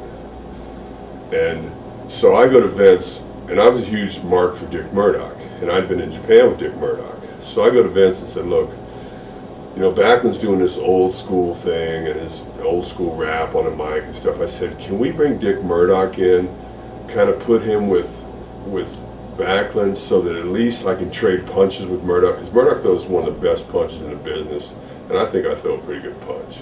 So we did that. Vince, at that point, I'd been around long enough to ask for things. So Vince brought Murdoch in. Murdoch would sit at a chair at ringside. Like Backlund would go out and talk in big words and stuff. Then Murdoch would come out and go, well, I don't know what you said, but it better have been good. And he said, I'm just going to pull up a chair here and watch. And he'd put his chair like right outside the ring, and he'd sit there, and we did a spot where boom, boom, boom, and back would sidestep, and I'd go over the top and just kind of bump Dick a little bit, enough where he'd get angry. So then, you know, bang, bang, bang. I can't remember what happened. I'd be selling or something. He'd throw me in. Anyway, Dick would become involved in the match, and Dick and I would start trading punches. And then boom, boom, boom, I'd hit Dick. I'd hit him with the discus punch, my Kerry Von Erich tribute. I'd hit him with the discus. I'd go, that's it. I'd stick him like I'm going to go for my finish. I'd go like this, and Backlund would come behind me and put me in a chicken wing, and they'd leave me laying. But at least we got the people up before we did it, because otherwise I couldn't do it. Because Backlund doesn't throw punches. And Razor was like a punching babyface, so that's what I mean. Bob was, you know, a super person and all that, but like you're talking about before, like the Crush and the Bruiser and guys in different eras, he was in a different era, you know. Yeah, Nord said a lot of the same things when he would work with them up there too. I'd like to get your thoughts on this. I don't know if you know, but remember Man Mountain Rock, Max Payne? Yeah. He's been shopping this video around for like the last couple of years, like a home video that he took when he went on the road when he was in the WWF with you guys. Oh, in the bus or something? Yeah, and you know, it supposedly has all the guys, well, a lot of guys doing drugs, you know. One of them might even be Louis Spicoli's on there talking about having sex with a prostitute and stuff. You know, what do you think about... Which, by the way, was legal in Europe. God bless Louis. Yes. You know, what do you think about something like that, guy? You know, now I think he better be real careful what he does, because he'll get sued, because I didn't sign any kind of release. Yeah. You know, he can't make money off it. He can show it to his friends at his house, but he can't commercially distribute something without getting a release from everybody who's on that video, the way I understand it. Yeah. And it's kind of a shame that he is so talentless and so hard for money that he has to cash in on something like that, you know. Yeah. We touched on your series with the 1, 2, 3 Kid. What do you think even today, when like that night that he pinned you is still one of the most remembered moments on Raw, even to this day, years later? You know what's so funny to me is that years later, when like I met guys like Rey Mysterio and Juventud Guerrero in WCW, they saw it in Mexico, and they thought, because of the way the moonsault happened, it looked like Kid's knee hit me. They thought it was a shoot. They thought I was knocked out. I remember leaving the Manhattan, when I left the ring in the Manhattan Center, going upstairs to the dressing room, and Papa Shango and guys coming to me going, man, did you fail a piss test? Are you fired? Wow. And I knew about 6 months before, I just didn't tell anybody, because Vince said, don't tell anybody, because it won't work if you tell people. But I'm just glad that it happened, and then to have Kid go on to be such a dear friend of mine is even cooler, because like if he wasn't such a cool guy, like I would have hated to do it and then have the guy turn out to be like a jack off. Right. I mean, Kid had a room in a hotel down the street, and he slept in my room last night. You know, I mean, he's just a little psycho. He comes and visits me. He came for a weekend, stayed for a week at my house in Florida. You know, he's the kid. You know. Wow. As I mean, now today, and you talked about this when you were talking about putting Kid over and how you went about it and that kind of thing when you were younger. Do you think the art of the whole idea of somebody doing a job and putting somebody over is lost when it comes to guys bitching and complaining about not wanting to put certain guys over? See, I broke in, like when I was in Kansas City and stuff like that, I was doing jobs for guys like Rufus R. Jones, who was probably 60 then, and I was jacked up about 290. And Rufus would beat me with 2 freight trains and a headbutt, 2 tackles and a headbutt, and it took him 6 seconds to get down and cover me. So I knew early on it was fake. I always knew it was fake. I never had a problem with that. And I used to get in trouble in WCW for doing jobs for guys. Like, in fact, I wrestled Chris Jericho in the Spectrum in Philly, and it was leading into a match against Lex Luger at Halloween Havoc. And Larry Zbysko was going to be the special referee. And Larry was announcing on Nitro that night. So Bischoff told me to just go out there, squash Jericho, keep hitting him with your finish until Zbysko comes to the ring, square off with Zbysko, get something, get what you can out of it, then roll out of the ring. So I went to Chris and said, Chris, how many times have you been in the Spectrum? He went, never. And I said, I've been here 200 times. And Philly's a a tough town. I mean, it's a great town, but I mean, they ain't gonna like Lionheart Chris Jericho. Yeah. So I said, man, the only way we're gonna get any kind of reaction is if you beat me. I said, think of some cool way to beat me out of my finish. I said, come tell me later. Don't tell anyone. And if anybody says anything to you after the match, tell them it was Hall's idea, and I'll take all the heat. So we did it, and Chris was smart. I picked him up like this for my finish. He kicked his feet off the turnbuckle, small package me 1, 2, 3. Then I hammered him. Then I beat him on my finish. Then Larry came. We did the angle. I thought it was way better. And when I came back to the locker room, Bischoff goes, "Didn't I tell you to go over?" And I went, "You didn't like it?" "Yeah, but didn't I tell you to go over?" I said, "You tell me you didn't like what I just did?" I'm not saying I didn't like it, because Bischoff and me used to, we had a crazy relationship, but he said, "I didn't say I didn't like it, but I thought I told you to go over." I said, "Man, I just thought it was my job to make this segment as entertaining as I could." Yeah. "Oh, just never mind." But I don't know, man. I think it's television, and you're supposed to make it as exciting as you can. And if you have to, I felt the right thing to do that night in Philadelphia was for me to lose, to get a reaction, because I want my segment to be exciting and entertaining. Yeah. And I already knew that I had Larry Zbysko involved in it, which is a big deal. And I'm going into an angle against Lex Luger, who's a major babyface, and we're going into a pay-per-view, so I wanted my segment to be exciting. And I felt that was the right thing to do, I think I was, at that point in WCW, I was probably the highest paid job guy in the history of the business. Wow. Memories of your matches with Jeff Jarrett? I knew Jeff from working for his father's company in Tennessee, and Jeff came in, and Razor had that Tito Santana spot, upper middle babyface, where guys come up, heels come up, they work with Kid first, then they go to Razor, and if they have good match with Razor, then they go over, then they work with either Shawn Michaels or Diesel, and if the match with Razor isn't up to par, then they're on their way down.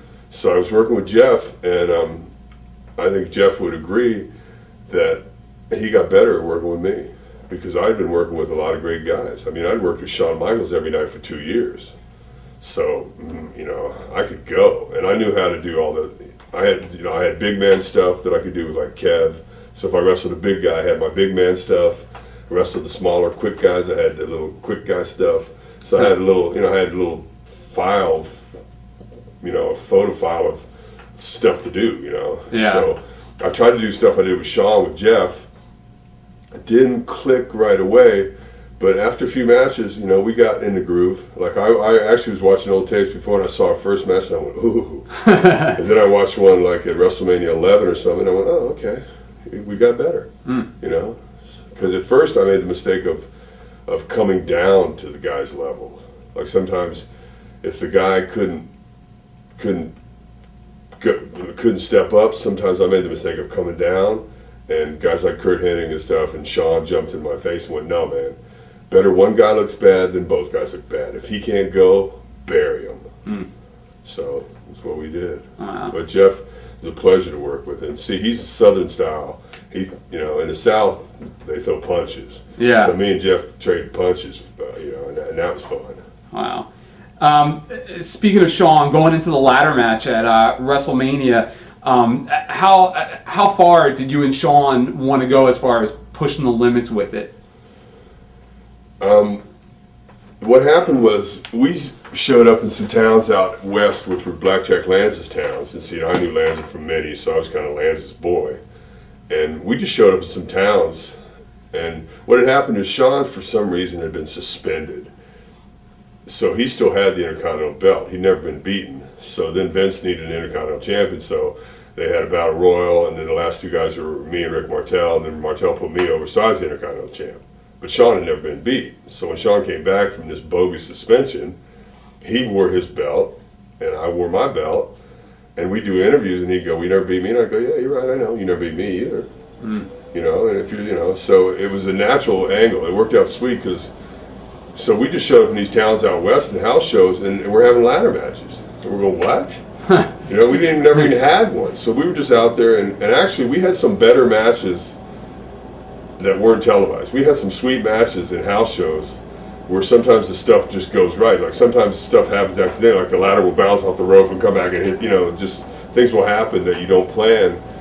We had some better ones that people saw live that weren't on pay-per-views. Yeah. But Lanza, we were just supposed to have a regular match at WrestleMania, and Lanza told Vince that these guys are having a hell of a ladder match. Maybe you should stick that on the pay-per-view. And because of Lanza, we had a ladder match there. But we, naturally we wanted to have the best match we could. And I thought it was pretty good. I mean, it was good. It was a really good match. But the way I remember it, man, it seems like we had one in San Bernardino or somewhere out there in front of not that many people. That was better. Wow. Did you know it after the match? Did you know you had a great match at WrestleMania? I could feel it during the match that it was just going. Because see, you got to remember, I'd wrestled Sean so many times. I'd traveled with him. We shared rooms together. We were in rental cars together. We were in airplanes together. So we knew each other so well. All we had to do was look at each other. We didn't have to talk. We could look, and you look at him and go, remember Chicago? Yeah. Okay. Remember what we did in Boston? All right. You'd be on the floor and you look at him and go, Boston, and you go, yeah, and we do, we had such good chemistry and such good timing, but things were just falling in place, and plus it was Madison Square Garden, it was just it was a dream come true, I remember though, with that type of match, see, once you set it in motion, you can't edit it or speed it up. We had to do what we had, once it's in motion, you have to keep just plodding along. And I'll never forget coming back to the locker room, and we felt we had a pretty sweet match. And I remember too laying there, like I climbed up, grabbed both belts, and fell down. And I'm laying there selling, Sean's selling, and Baby Earl Hebner's referee. And he comes over and goes, Sean said, climb up the ladder with both belts. So then I climbed back up and did that, and there was this famous picture of me holding both belts. That was Sean's idea. Wow. Because I would lay there and sold. Because Sean's such a pro that he wants the match to be good no matter who's being featured, because it's our match, but when I got back to the locker room, Savage went, first of all, I want to say great match, and I want to say you're very selfish, because we went long and cut into their time. What time is it, man? 4:18. What time's our flight leave, Ledge? Oh, like 8:30. Okay, so we got to be there at 6ish, right? Yeah, something like that. Okay. 6:30. We got to eat. Did you eat yet? No. I'll take you out for dinner when we wrap up. What do you got? We're going to finish that. I'm going to have a smoke. All right, buddy. At what point do you think the clique in general started to gain any kind of political power in the WWF? Well, first of all, Bam Bam Bigelow, God rest his soul, was the one who named us the clique. But we were just a bunch of friends who all thought the same. And again, it was really the influence that Perfect that Kurt Hennig had on us. Kurt taught me a lot, and Sean was around him. Then when Kev came along, when Diesel came along, we taught him the way we thought business should be done. When Kid came along, Kid had to do business the way we thought it should be done because he was in our clique. And when later Triple H came in, we taught him, this is how we do business. This is the way we think it should be done. If you're putting a guy over, man, you put him over like a MFer. Like Pat Patterson was the one who was so sweet. When Pat Patterson tells you a finish, you can feel it, man. You can feel the people. Like he go, you make a comeback, bada bing, bada boom, you make a hell of a comeback, bada bada bada, and then he beats you. He's telling you the finish, and you can feel it. You can hear the people. And he used to tell me and Sean, he'd go, okay, you guys have a good match every night, but your main event, it got to be a little something extra. You know what I mean? Your main event, something extra. So that's when we started thinking, like, I get it. This is the distinction between being like a great wrestler and then being the shit. It's something extra. That's when you start doing the false. I went to where people go, man, after you hit, like Sean and I would do some matches where we do 15, 20 false finishes, and pretty soon people are going, we don't even care what happens now. We've had our money's worth. You know what I mean? Like, do whatever you want, guys. Hell of a match. It's just things that I wish I could spend more time around Pat Patterson because he's one of the smartest guys in the business. Wow. you know. And just that stuff about doing something extra, you know, something at the Click. That's the way we operated. And the thing was too is if 3 or 4 guys are in the main events, you get a certain amount of power because you go to Vince and go, well, what about this? I think we should do this. What about this guy? Man, this guy's got a hell of a talent. Why don't we do something with him? Or how about da-da-da and have Kid run down and do that, you know, and you start kicking around ideas. And if you're riding down a car, see, we all travel together too. So if you got 3 or 4 guys riding down a car and all we do is wrestle, we're on the road 25 days a month. All we do is we're consumed with wrestling and partying and doing whatever we're doing. But I mean, we're talking business a lot of the time. So you start talking about stuff. So then you go in and you got an idea, and your ideas just happen to involve all your buddies, you know, because you know they think the same. And I don't know. I mean, I just think it's funny that this whole Click thing has grown to this mythic portion. Oh my God, because so many people hate the Click. There's a whole faction of people that hate the Click. They're selfish. All they care about themselves. Well, yeah, man, I'm an independent contractor. Get it? Independent. It's like, yeah, man, like if I get to choose who I want to do business with, I'd rather do business with my friends. You know, I mean. Speaking of myths, there's a myth legend that the Click went on strike one weekend at the house shows.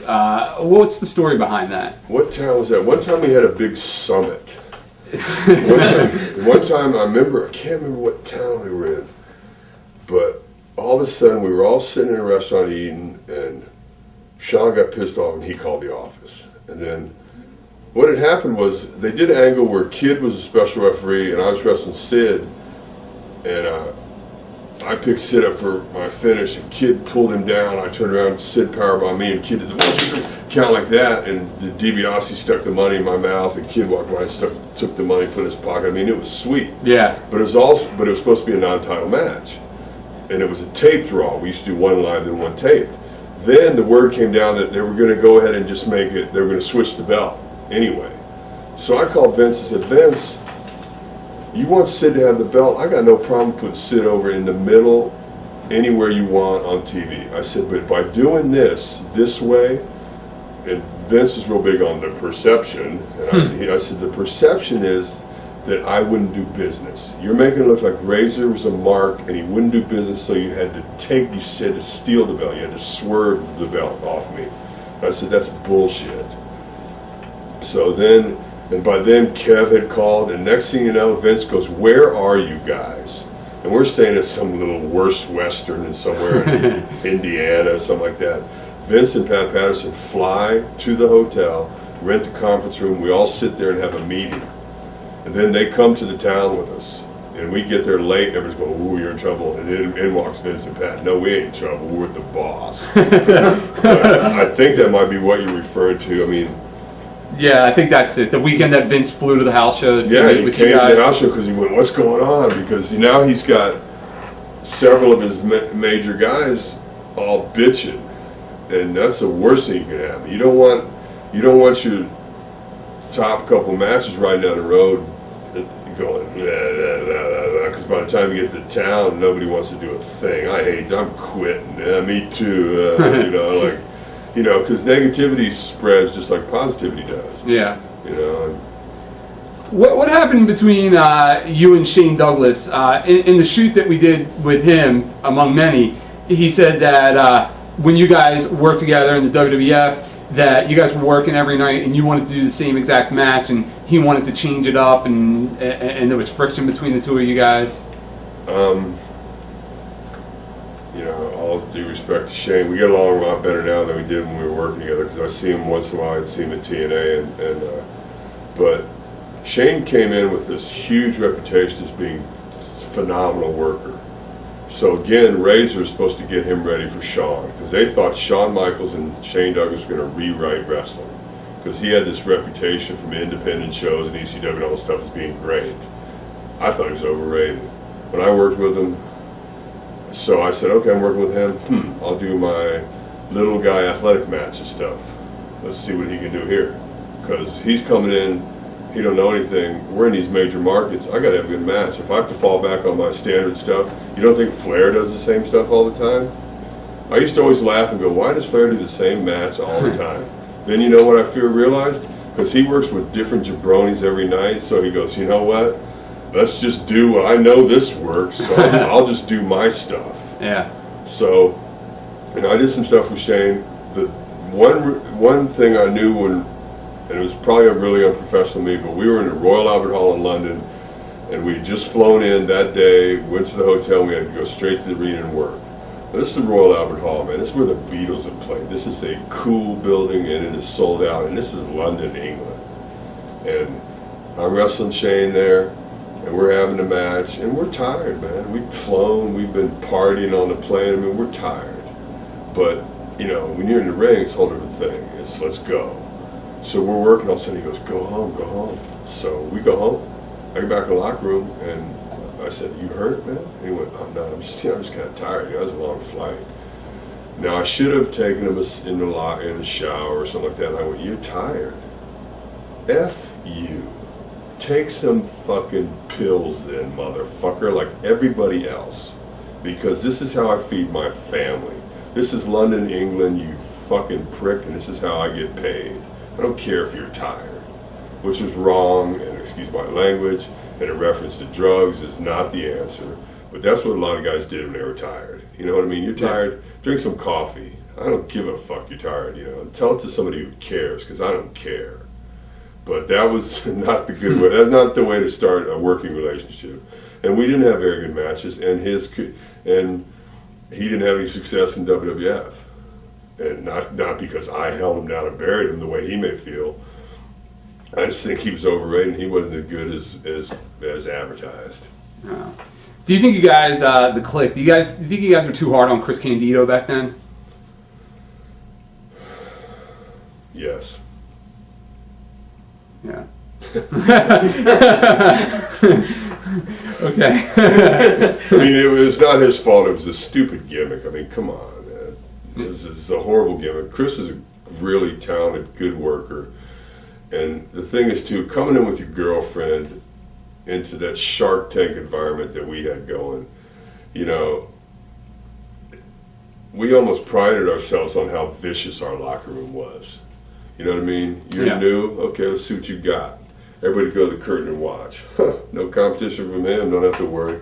Or if you're good, ooh, wow, I better watch this guy. Shit, I better step my game up. This guy's pretty damn good. You know, and it was a brutal, vicious, cutthroat kind of environment. I'm not saying it's the right thing, but those were the conditions. Some guys thrive on that, some guys don't. The guys who thrive survived and prospered. Yeah, but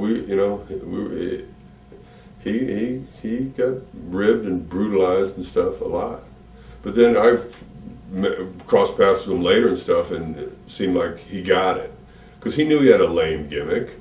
It wasn't his fault, Body Donnas and Skip and Sonny. I mean, come on. That ain't going to get over, you know, but yeah, it was, you know, he got treated bad.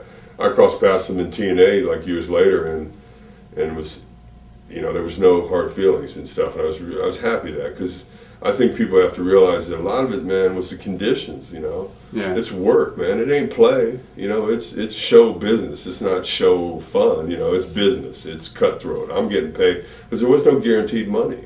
It was real competitive. Whoever was the best got the most, and Vince perpetuated that kind of environment, and so did everybody else. You know, I felt like I always looked at it like, if you're the third leading rusher in the NFL, then you should be paid commensurate to your abilities. Yeah. If the leading rusher gets this much and you're the third leading rusher, you should get paid this much. If you're in working for Vince in the WWF or WWE and you're the second best performer, or you're having the second best matches, or selling the second most merchandise, you're getting the best crowd reaction and stuff, you should be paid commensurate to that. And so that kind of, I'm not saying it's the right way, but it bred a real cutthroat, competitive environment. I don't feel it was nasty, but it's a bunch of guys too, man. It's a bunch of jocks. It's a bunch of men who are on the road, away from their families, doing what they do. So our only release was in the ring, and I had I'm a huge Jerry Lee Lewis fan. So my thing was like, when Jerry Lee Lewis was on tour years ago, when the groups used to tour together, whoever had top 10 hits or top 40 hits. So Jerry Lee Lewis gets to New York City, Radio City Music Hall, but Chuck Berry has the #1 hit at that time. Now, Jerry Lee has like 4 hits in the top 10, but Chuck Berry has #1, so he gets to go on last. So Jerry Lee Lewis goes on before him, goes crazy, sets his piano on fire, tears the house down, comes back and goes, follow that.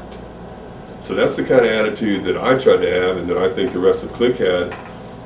Was like, yeah, we heard about you, we heard you pretty good. Prove it. Because I'm going to go out there and do everything I can to make the people talk about Razor Ramon or Scott Hall when they leave the building. When they're walking their parking lot, I want them to go, man, that Scott Hall's a funny son of a gun, man, that was a hell of a match. They don't even remember who won or lost. I just want them to go, man, that son of a bitch was good. I can't wait till he comes to town again. I want to see him again. That's the kind of environment that we perpetuated. Kid would jump me. But before they could even get Bradshaw down the aisle, the people started going 1, 2, 3, 1, 2, because they wanted to see me beat that little prick's ass.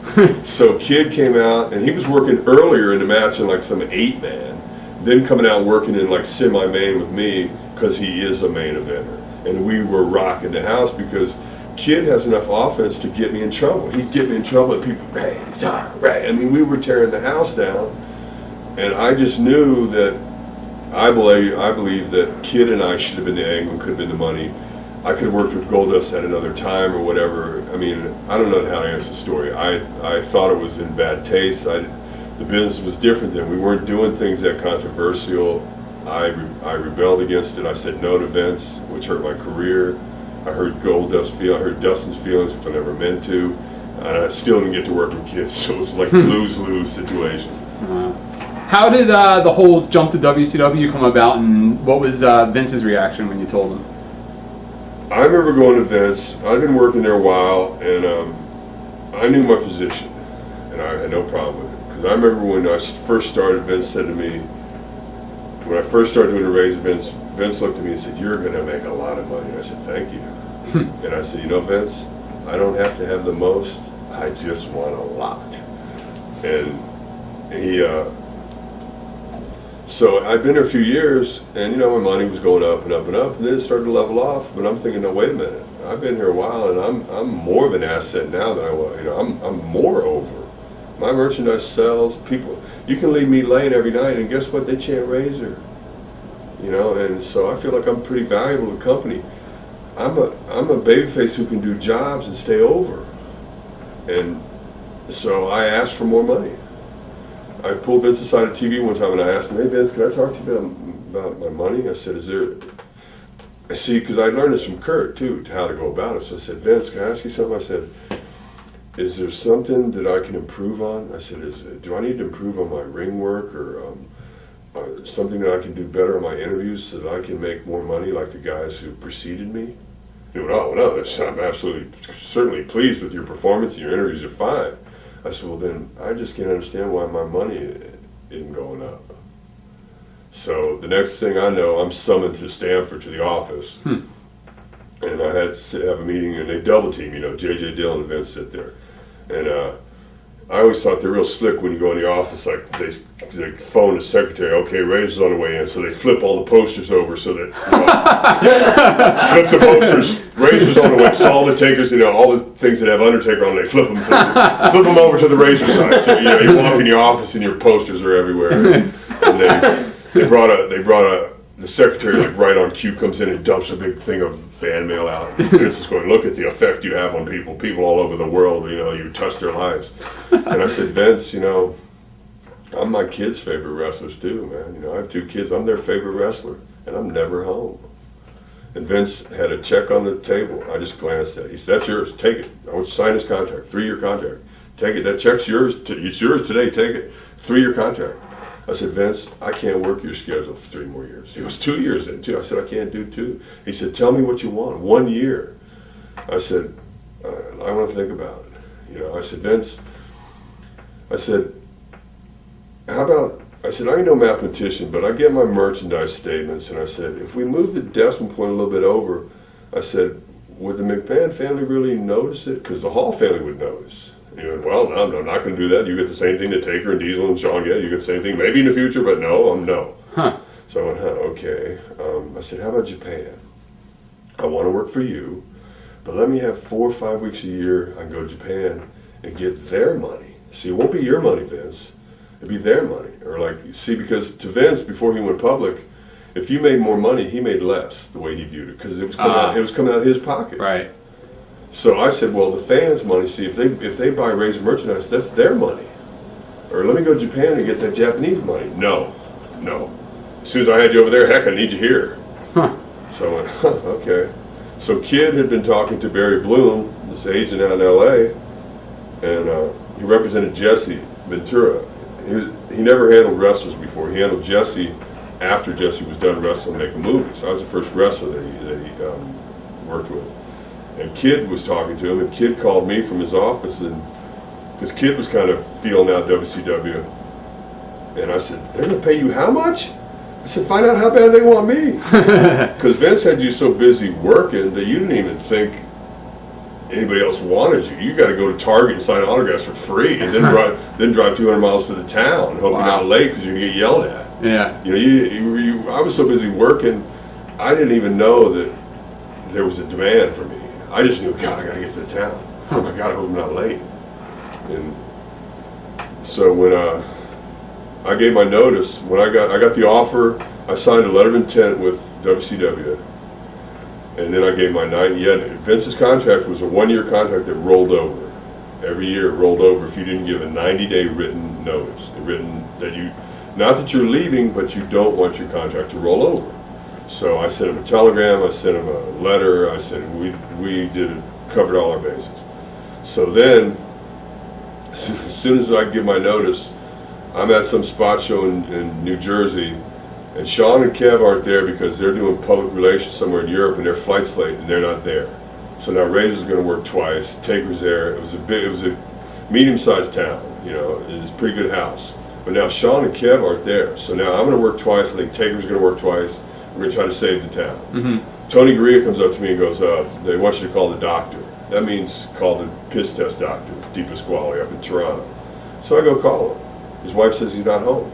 I go back, I start putting my gear on. Gurria goes, well, what are you doing? I said, I'm putting my gear on, Tony. The doctor's not there. You know, he goes, well, they want you to leave the building. I said, what?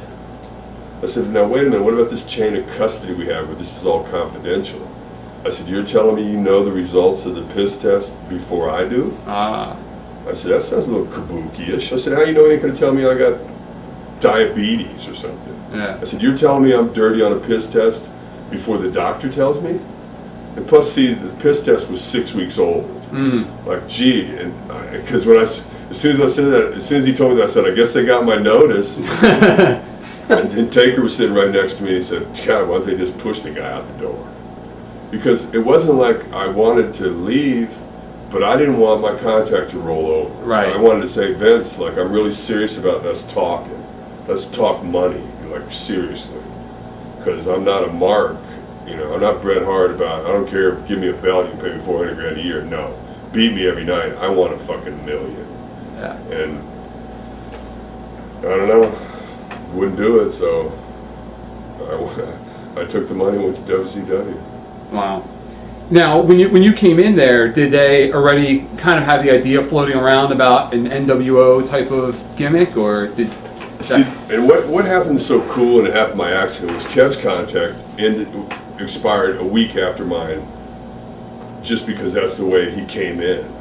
It wasn't structured that way or anything. That's just the way it happened. So, which made it so cool for the angle down there. Yeah. Because I finished for Vince on a Sunday night in Madison Square Garden, and I was on Nitro the next day. And it was Larry Zbysko's idea to have me come through the audience and interrupt a match that's in progress. Wow. And not hit the ring and beat the guys up. Just walk in and grab the mic like you would if, you know, the boys know me. They ain't going to beat me up. They're not supposed to. They're having a match, I just grab the mic and go, hey, and I start talking. And they just stopped wrestling. And people were, what? And it was so cool, and it was all Zbysko's idea, because Bischoff would have had me walk down the aisle. I came through the crowd, talked, did what Eric told me to do.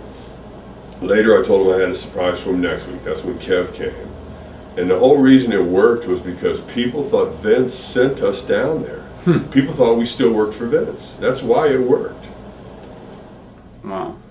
Now, was Hogan originally going to be a part of the group, or how did that all come about? Well, in Hulk's contract, he has creative control over his character. That means he doesn't have to do anything that he doesn't want to do, which is a cool thing to have. I didn't have it, but Hulk had it, and he deserved it.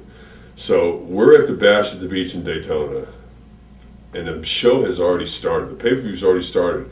Hulk is flying on a private jet from Cali to Daytona.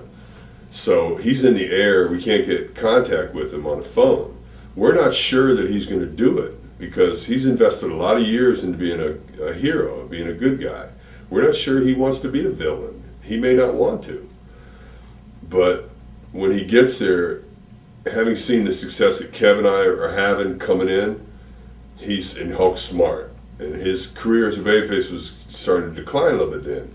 And he recognized it, and he was smart enough to go, the only thing to do is turn. And it was the perfect time. And plus, see, we were New York guys, me and Kev. And we just, as far as the people knew, we worked for Vince. Yeah. And there's no more identifiable New York guy than Hulk. So it was like, holy fuck. Vince sent those guys. We know Hulk and Vince from way back. Those fuckers are going to take over Atlanta. That was the storyline. And it was Eric's idea. And Hulk agreed to do it, and it was Kev's finish that we did that night. And it worked, and man, it was a happy feeling because I remember the night before, I remember that Sunday that I was in the Garden, I put Hunter over in the middle, Triple H over in the middle with a finish that Pat Patterson gave us that was so sweet. And I beat him like a job guy. Like, I went out in the ring, did my cha-cha, took my stuff off, he jumped me from behind, knocked me to the floor, choked me with stuff in the aisleway.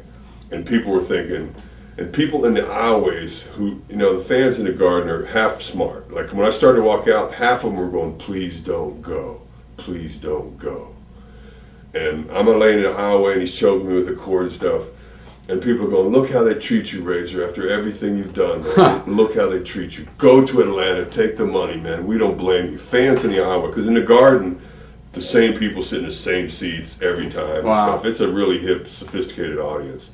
So, and the thing is, though, Patterson tells me then, because a lot of people are going, well, see, Razor, man, he ain't doing no job in the Garden. No way, because people don't do that. Not when you're going for millions of dollars to the rival company. Why would you do a job? That's unheard of. No one does that. So, but I want to do business because I want to work for Vince again someday, and I wanted the people in the Garden to get their money's worth. So, what we did was Pat said, "You lay there," and so then I'm laying there just dead in the aisleway. Triple H gets on the phone, and he's still doing the rich guy thing and the bin, right. And he goes, "Oh, Razor Ramon, go off wherever it is you're going. We don't need you here anyway." And all of a sudden they start going, Razor, Razor. And I get up and pull that shit off and hit the ring and start bouncing him around like a job guy. I mean, he's feeding me, bam, bam, bam, bam. I hit him with the sack of shit. I give him the career ender, fucking, that's it. And people are going, he's not leaving, he's not leaving. Pat, this was Pat's finish. I pick him up like this for my finish. Baby Earl, the referee, walks around behind. I pick him up like this. Triple H's feet hit Baby Earl in the head. He goes down. I hit him with my finish. And Vince's rings are big enough that Baby Earl goes to this corner, and I drop Triple H in the far corner where I can cover him. And it's like, come on. I turn around, walk over, get up, Earl, kick him in the ass, turn back around, boom, pedigree, 1, 2, 3. And it was and I did the job, and it was one of the best matches of my career. Wow. And so I lay there forever till it's over. Then I stand up, and look at the people, and they start going, you sold out. You sold out. You sold out. I remember too, when I was walking to the ring and they're going, please don't go, I stopped midway in the aisle. And Vince always stands outside the curtain in the Garden. I turned around and I went like this. I pointed at Vince and I pantomimed, you tell him, give me the money, I'll stay right here. Because I would have. If he'd have come to me and said, Rays, I'll match their offer, I want you to stay here, I'd have stayed. And so after the match too, I did the thing, they're going, you sold out, you sold out. I'm looking around going, hey. And I used to always do that. I picked up the mic and I went, say goodbye to the bad guy. And everybody in the garden said it with me. It was one of the most magic moments of my career. I would say, because they always would say hello. I said, say goodbye to the bad guy. It was like, thank you. And then later, Kev put Sean over to Cage. And it was Sean's idea for me to come out and Hunter to come out, and then that turned into a big scandal, But, it was a magic night. And then followed by a magic night the next night. My career was like, shoo. I was in wrestling heaven, man. What happened between you and Jerry Sags in WCW in a matchup? Well, one of the things that happened that started a lot of the grief was Kev and I got paid real well when we came in. And a lot of guys who were there took pay cuts. Now, not because of us, and we didn't know anything about it. But some guys were making like $350 grand a year, and they came to us, and they weren't working. Back then, they didn't even run house shows because they couldn't draw. And so they'd say, we can't give you $350, but we'll give you $300. So a lot of guys agreed to it. Apparently, the Nasty Boys agreed to take a pay cut.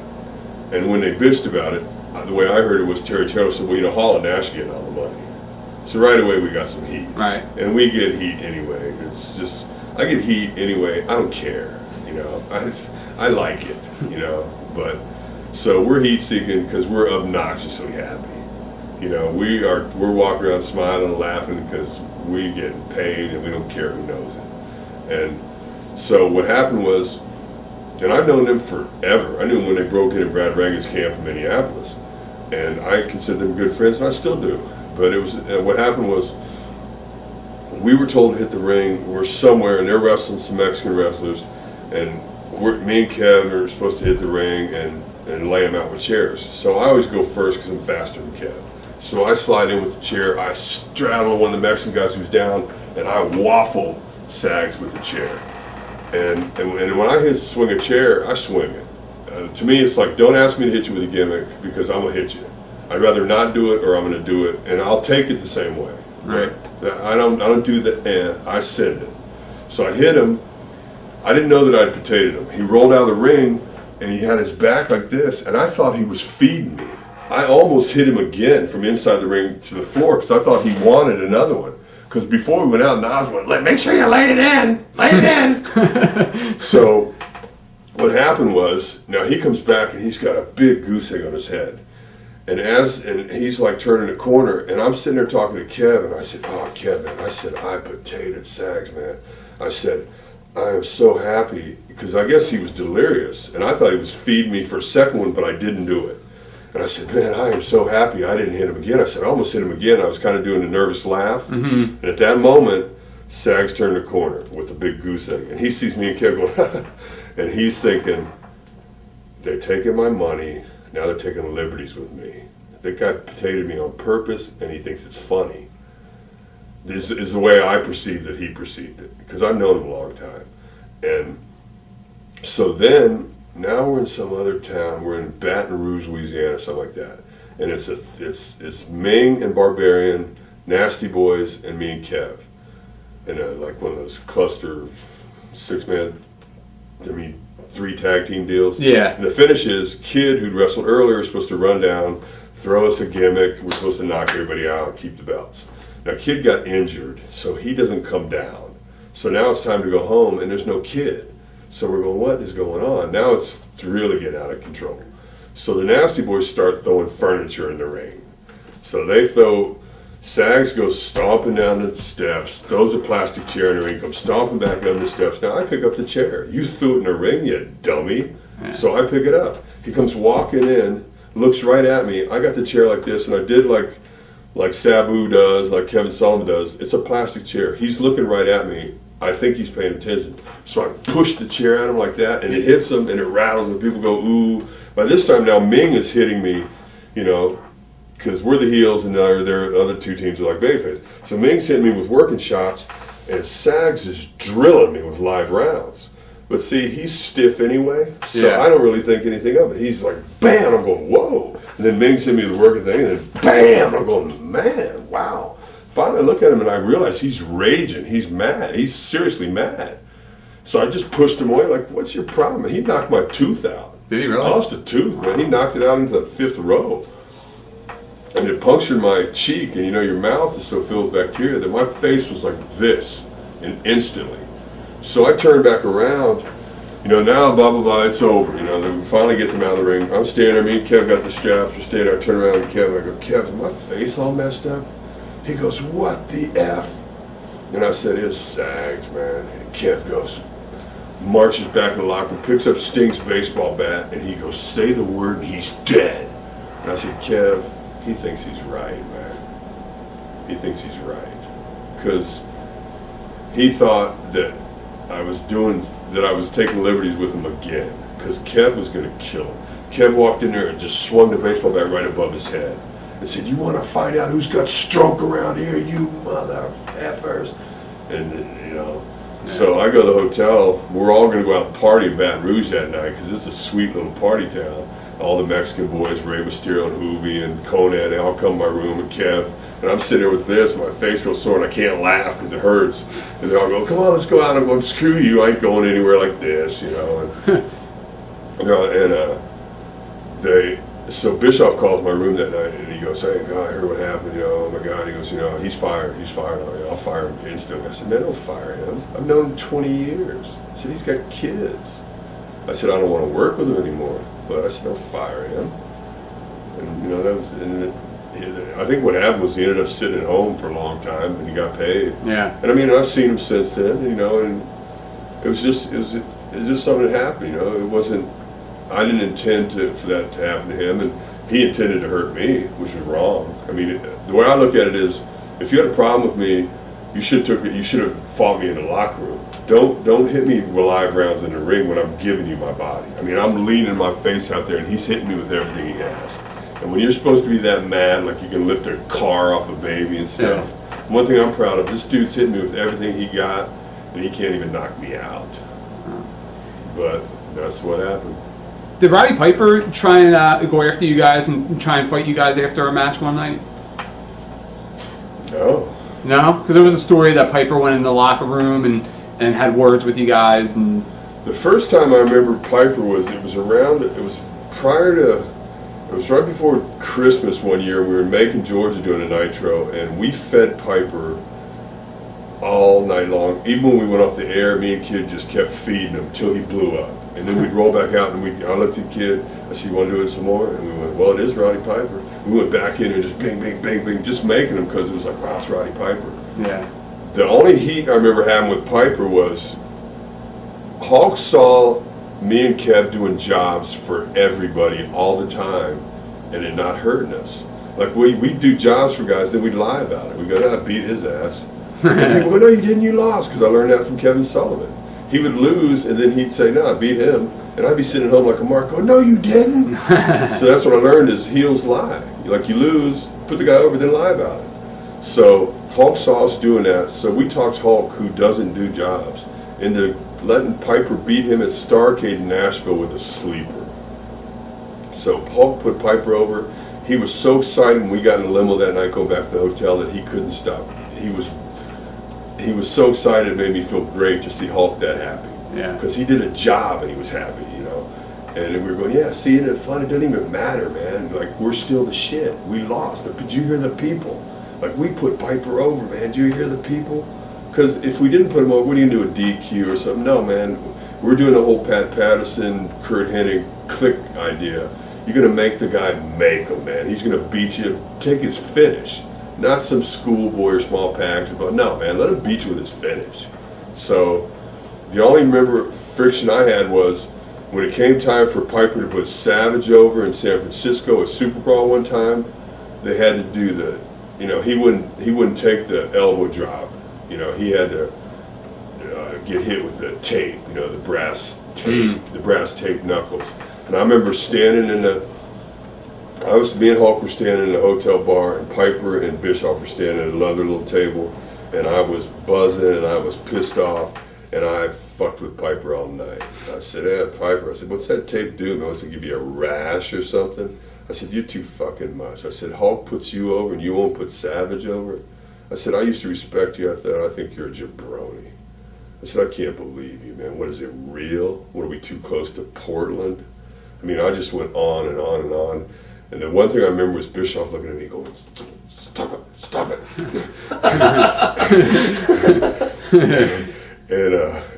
and Hogan told me later, he goes, "Wow, brother, no one's ever stuck up for me before." You know, because Hulk was always the man, so no one was ever watching his back, you know. Yeah. I said, you know, Hulk does a job for you. You won't do a job for Savage? I said, I don't get it, man. I said, what makes you so special? You know, I just totally, I don't know. I remember going into that angle, they did a thing where Piper stayed in Alcatraz for a week because the pay-per-view was in San Francisco at the Cow Palace. And I said, wow, you must have been real popular at Alcatraz. I said, bet you got a lot of candy bars and cigarettes, you queer.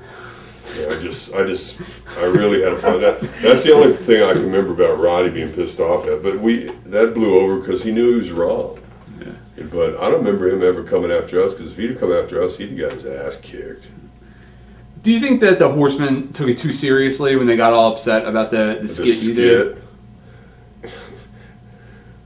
Well, yes, particularly Arn, because Arn got real mad. He said, "Oh, my wife told me you guys made me look like Otis the Town Drunk."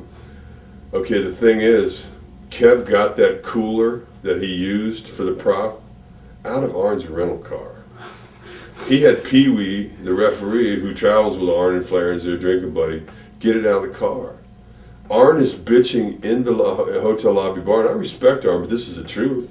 He's in the bar bitching about it with a beer in each hand, because that's how we do it. Because by the time you get to the hotel bar after the show, it's going to close. So you've got to order. You know, she can't bring you beers fast enough, so you order 2 at a time. Because you know, by the time she walks back, you've already pounded that one. You know, so I just thought it's a skit, man. It's a parody. It's a joke. Like what? I don't know. But see, then again, maybe my feelings would have got hurt. I kind of doubt it. I mean, Bischoff had me. He said, "I got an idea. What we're gonna do is you're gonna be drunk on TV, you know, because you know it was my personal life. So we're gonna do it on TV." I said, "Eric, I think it's in poor taste, but you're the boss, you know." Does it bother you that so many people know that your struggles are so public that you know people print them in newsletters? You know, it's acknowledged on television, where some other guys, you never know. I never really was keeping it a secret myself. I thought it was a bad idea for Eric to do it as part of an angle, and the higher ups in Turner made him stop after a certain amount of time. It doesn't. You know, I am proud of my behavior, but I'm not. You know, I mean, I'm ashamed of some of the things I've done.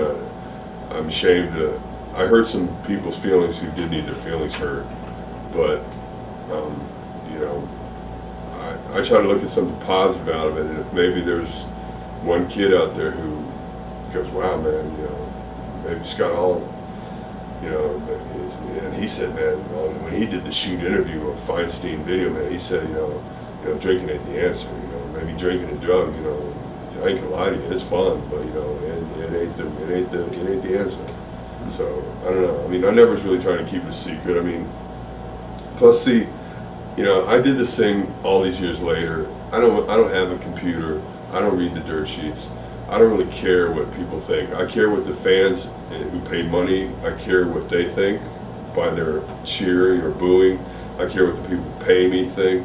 I care what people say to me when they interact with me in the grocery store or the airport. I don't care what a bunch of dudes sitting around who can't get laid think, and they're writing, "We had a 2-star match," and you know, I don't care what a bunch of internet marks think about me. Yeah. Did it become frustrating to you, especially since it was your baby, when the NWO kept expanding and everybody was in the NWO? Yes and no. See, part of the problem was Hulk only made TV and pay-per-views. Now, Kevin and I made every house show and TVs and pay-per-views. And we were under the impression that the NWO was going to be separate and that we were going to get the Saturday show. They used to have a Saturday show on TBS.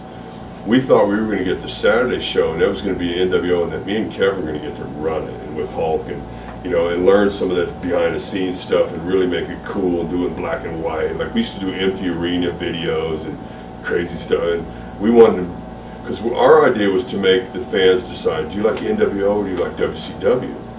Instead of going, do you like WCW, do you like WWF? We were going to try to make the fans choose between really one brand, you know, two brands but one company.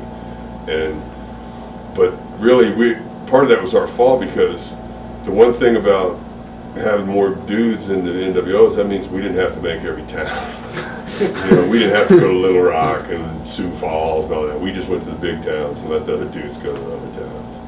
But it did water it down. Do you think that WCW, whoever was booking at the time, mishandled Brett when he came into WCW? I was just talking to somebody about that just yesterday. Actually, see, with all due respect to Brett, his strong suit is his wrestling. He's not that good on the stick. He's not that good on the microphone. And everything we did was live TV. See, when he worked for Vince, a lot of his stuff was taped interviews where they could do several takes and get it the way they wanted it, or they could feed lines to him or whatever. See, a lot of stuff we did was live, and some of the guys were real good on the stick, and if you weren't, too bad for you, we'd bury you, because it's a cutthroat thing, and if you don't remember, we'll remind you. So Brett came into already a well-oiled machine, and he kind of didn't fit. See, the thing is too, Brett was made an offer a year earlier to come in, and he didn't want it. And then he came in later, and he didn't have the impact that he would have had he come earlier. And he just didn't fit. I think the thing that hurt him the most was that his microphone skills. You know, because we'd almost turned Nitro into a comedy. I mean, the NWO, we barely wrestled. We'd open the show with some comedy, and then we'd do some run-ins, and then usually me or Kev or somebody would wrestle at the end of the night. But I don't know. I don't think anybody mishandled Brett. I don't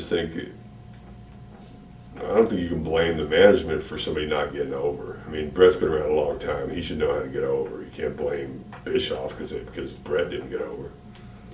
Do you think they pulled the plug on Bischoff too quick when they replaced him with Russo and Farrar? Yes. Yeah. What are your thoughts on Russo? No comment. Okay. I think he's a nice guy, a smart guy, and everything. I think that he was a small cog in a big machine when he was successful with Vince. I don't know how he's doing at TNA or anything, because I don't really follow that. He's a nice person. You know, I've never really done a lot of business with him. Yeah. How did it come out? How did it come about when you were finally released, or you left WCW? I think it was the fateful German trip. I was dating a girl, Emily Sherman. Her uncle's Brad Siegel's the president of TNT, and I knew Brad and his family and stuff. And Emily's is a real sweetheart, a real pretty girl. And we were dating, and she was part of the international thing. So we were in Germany, and I was at the bar, and I went to high school in Germany, and I traveled to Germany a lot for Vince, and you know, I had a lot of German fans, a lot of German girlfriends, and this girl that I knew was in the bar talking to me, and Emily was there talking to me, and Emily and I had kind of decided that we were not going to see each other anymore or whatever, and so I was talking to this other girl, and the girl wanted to give me a gift, and I have it at home. She made a doll of me, like out of a sock puppet like thing. It was kind of cool. I still have it. Anyway, this chick wanted to give it to me, but she didn't want to give it to me in front of everybody in the bar. She was embarrassed. So we went up to my room, and Emily used her authority as a WCW representative to get a key to my room and come in my room unauthorized. So then she came in. I'm there with the girl. Nothing's going on. The girl's handing me a gift, but Emily blows up, and a food fight ensues, and I'm drunk, and so by the time, and we're up all night, now we got to go to the airport and fly out, and now Emily and I are still bickering and stuff in the airport, and you know, when you're on an international flight, you can't be real loud and stuff in the airport, because in Germany the guys walk around with machine guns in the airport, you know, security. So there's bickering and loud talk going on between Emily and I, and so they come to me and say, you know, you can't come on a plane, because it's, you know, I'm going, well, just leave me alone, please, Emily, leave me alone, leave me alone, leave me alone, okay, blah, blah, blah. And I'm sure a lot of it, you know, I'm not saying it's her fault. I've certainly had my share of it, but a big argument ensued. They wouldn't let me on a plane, So I just went back to the hotel and flew home the next day or whatever. But that was the start of the end for me at WCW. Just. Now, one time when you were gone, I don't know how closely you followed it, but they teased that you were coming back, and they did a couple angles, and then Goldberg went on TV and took what was supposed to be a contract with your name on it and ripped it up. Were there plans for you to come back, or? I don't know. I don't remember hearing anything about Goldberg doing something like that. I know Goldberg didn't like me. I don't understand why. I helped him a lot. His first road trip, I helped. I said, ride with me. I get free cars. I get free rooms. And he wasn't anybody then. He was just starting out. But and I introduced him to Barry Bloom, who ended up, helping him get a really lucrative contract. But I don't remember anything about that. Like when I barely watched the show, even when I was on it. Yeah. So I had a lot of stuff going on outside of wrestling, and wrestling was a release for me. Like I enjoyed performing when I was there in the ring and stuff like that, but I had other distractions outside of it, so I really didn't even follow what was going on, especially if it wasn't me or my buddies. Like I didn't really follow what Goldberg did, so I don't even know what you're talking about. Yeah. Did you always have a plan kind of in the back of your head that once you got stuff situated, you would go back to WCW? I don't know. I never went back there, did I? No. No. I've been really blessed that, I came from humble beginnings and I was able to save my money, and then, I saved the money from Razor, and then, WCW was really good to me, and I saved money there, and I made some investments that, not all good. I got some property, and, I had good advice, and my goal was to just retire early and sit at home and just do nothing. And I did that for a long time, and just recently, it's been just 5-6 weeks ago, I realized that the sit-at-home thing is not good for me. It's too much time in my hands, I get in trouble. I get bored, I do stupid things. So I just started recently wrestling again in Puerto Rico, and I'm wrestling for the WWC down there, World Wrestling Council, Carlos Colon's company, who I worked for years and years ago, and I'm their champion now, and working down there, a couple times a month, and really enjoying it, getting back in shape a little bit. And, I worked there. This was at this autograph thing here this past weekend, and wrestled for the Clown Posse the other day, and going to do some business with them. And my goal is to get back in shape, and I'd like to go to Japan and then decide if I want to work in the U.S. or not, because I believe that I have another run left. I don't believe you can burn bridges. I know that despite what my personal flaws or defects may have been in the wrestling business, I still know that as far as my work was concerned, there was never a problem with it. My behavior outside of the ring sometimes was certainly unacceptable, but my work was always, what it was supposed to be. So I believe that I could work wherever I want, as long as I, act like a gentleman. So that's where I'm at now, man. Stay tuned. Now you came back to the WWE, with Kevin and Hulk as the NWO. How did that whole thing come about? Who kind of pitched that? Kev went to Connecticut and visited with Vince, and that's the way Kev does business. And of course, Vince and Hulk have had a long relationship. And one time I'm sitting at home, my phone rings, caller ID says Stamford, Connecticut. So I pick it up, and he goes, "Ha ha ha, Mr. Mom, how you doing?" So I said, who does such a good Vince impersonation? He goes, hey, bad guy, hey, how you doing? I said, I'm doing good, Vince, how are you? Great. Well, I'll come to the point. I've been talking to Big Kev, and, he's talking about coming back to work. I said, that's great, Vince. I said, Kev will do great for you. Man, he's a big star. You'll make a lot of money with Kev. Well, I'm talking to the Hulkster, too. I said, well, Hulk's track record's proven, he's a gold mine, man. I said, yeah, it sounds good for them. That sounds great. And he went, well, what about you, big guy? Hey, we need you there. And I said, well, Vince, I'm raising my kids by myself, and I don't know, man. He goes, well, don't you think we can work something out? I said, well, if we both want to, I know we can. So, we worked out a structured deal that was, I was only supposed to work 10 days a month. Of course, the first month I worked 22 days, which was a problem. But I thought, well, I'll do this because I want, it's all going to smooth out. It's going to be fine. But Hulk, Kevin, and I talked before we went there, and we said, do you really think Vince is going to push something that he didn't create? Do you think Vince is going to push the NWO? Because if he does, that's admitting Eric Bischoff is smarter than him, and he's not going to admit that. And we were right. He could have made tons. He made money with it. He could have made tons of money with it, but he chose not to. He killed it off at the first pay-per-view. So, and I wasn't having fun, and I had I didn't have anyone to stay with my children, and I wasn't having fun. I wasn't having good matches, and I cracked and just self-destructed. I just talked to Ross. Ross said, well, we need to talk about what's going on. I said, how about, I'm done. How about, Ross said, we need to talk about, what's going on. I said, how about I'm done yesterday and I can be in Japan tomorrow if I want. He said, well, is that the way you want? I said, yeah, let's just end it like this before it gets worse. Because I was ready to crack. When the three of you guys appeared on TV together for the first time at the pay-per-view and you did the promo, did you and Kevin kind of realize that it wasn't going to work with Hogan as a heel because he was so over as a babyface? Which time? When we went to New York? Back from Yeah, Vince, you mean? yeah. Yeah, it was different then because, well, it was cool because had it been done the way that we would have dreamed it had been done, Vince does stuff way better. Vince could have made the NWO even bigger, but he chose not to.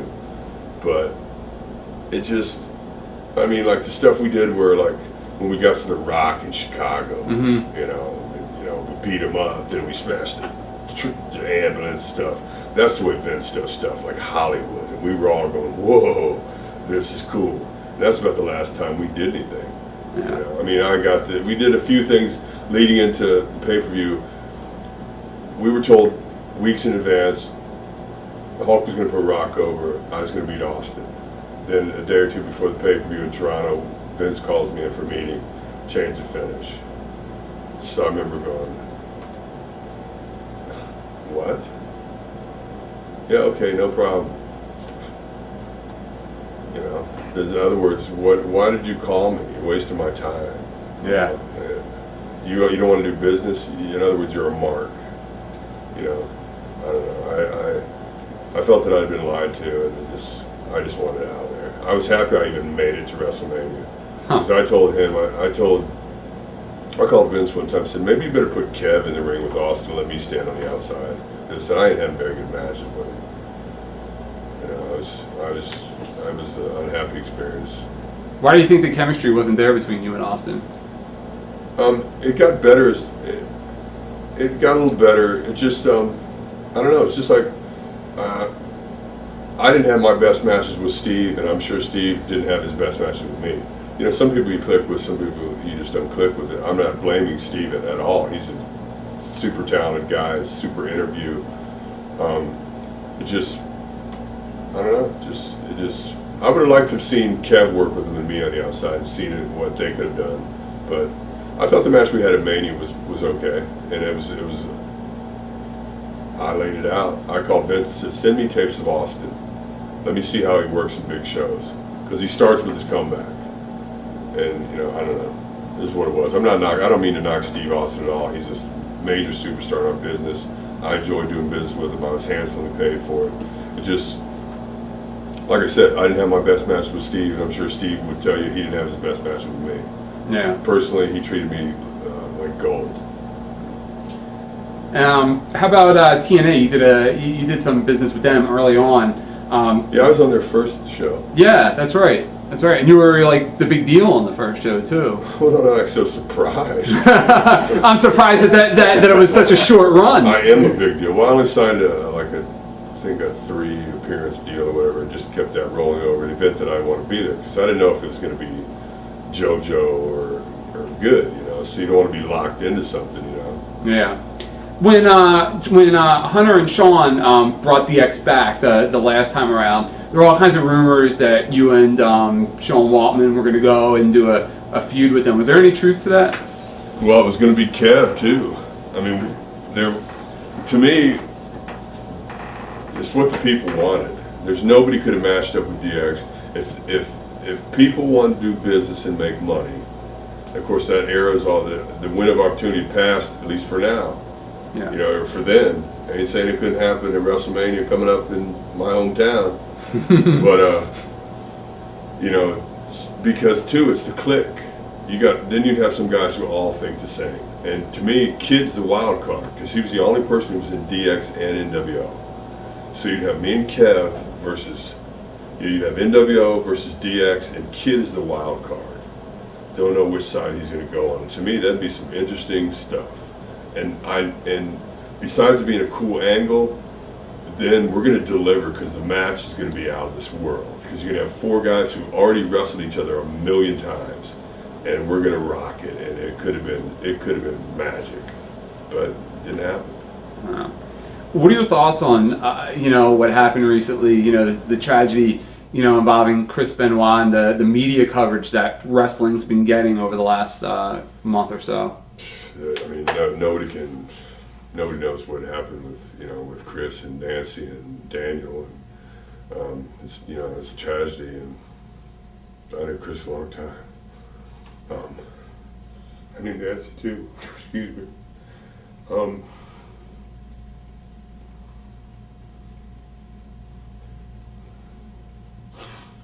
I just think that because this guy from HBO Sports called me, Real Sports is Brian Gumbel, the producer, called me and asked me, you know, since the thing happened with Chris, you know, if I wanted to comment on, you know, wrestling and drugs and stuff. And,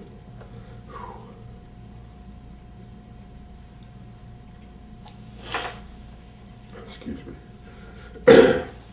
I just thought that, so my position is, no one ever made me take drugs. No one ever made me drink.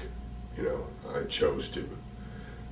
It's not Vince's fault what happened with Chris. It's not Vince's fault what happened with all these guys who have died.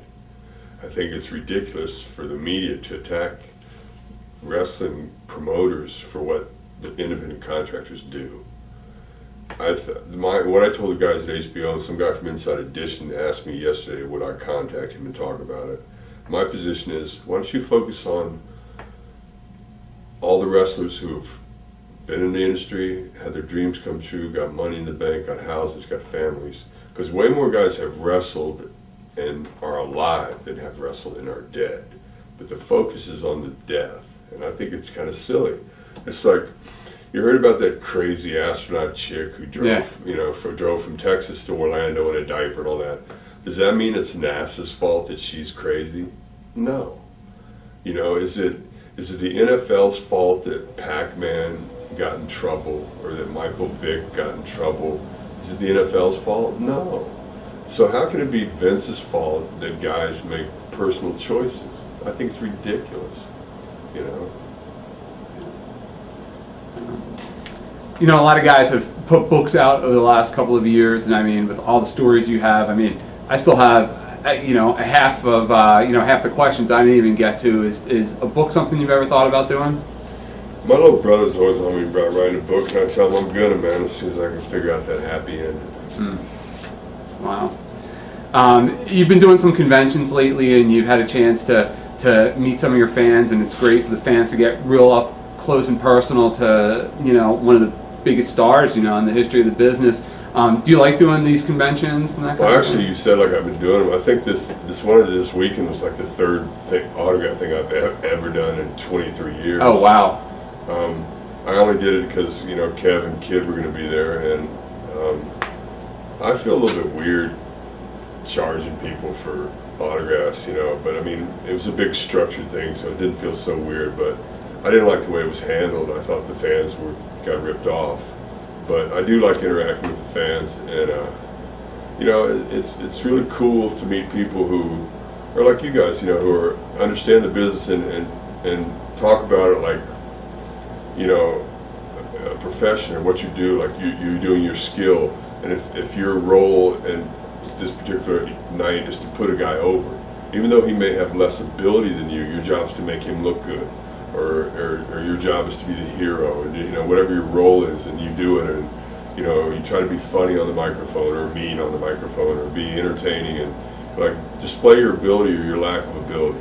That's your job, and I think that's cool. And I like I like interacting with the fans and hearing what they have to say, because I'd rather hear it from people who are fans than, like I said earlier, from a bunch of dudes who don't even go to the matches but sit at home and write letters and criticize guys. And then again, it makes me think of something Elvis said years ago, like, there's critics and that's their job, they criticize. So, I guess as long as they talk about you, spell your name right. Wow. In closing, is there, we always ask the guys if there's anything they want to say to their fans. Gosh, I just like to say, anybody who sees this, thanks for, supporting Razor or Scott Hall for all these years, and it's been a roller coaster ride, and I just don't think the ride's over. Get it together, and stay tuned, because I think I got one more run in me. Stay tuned.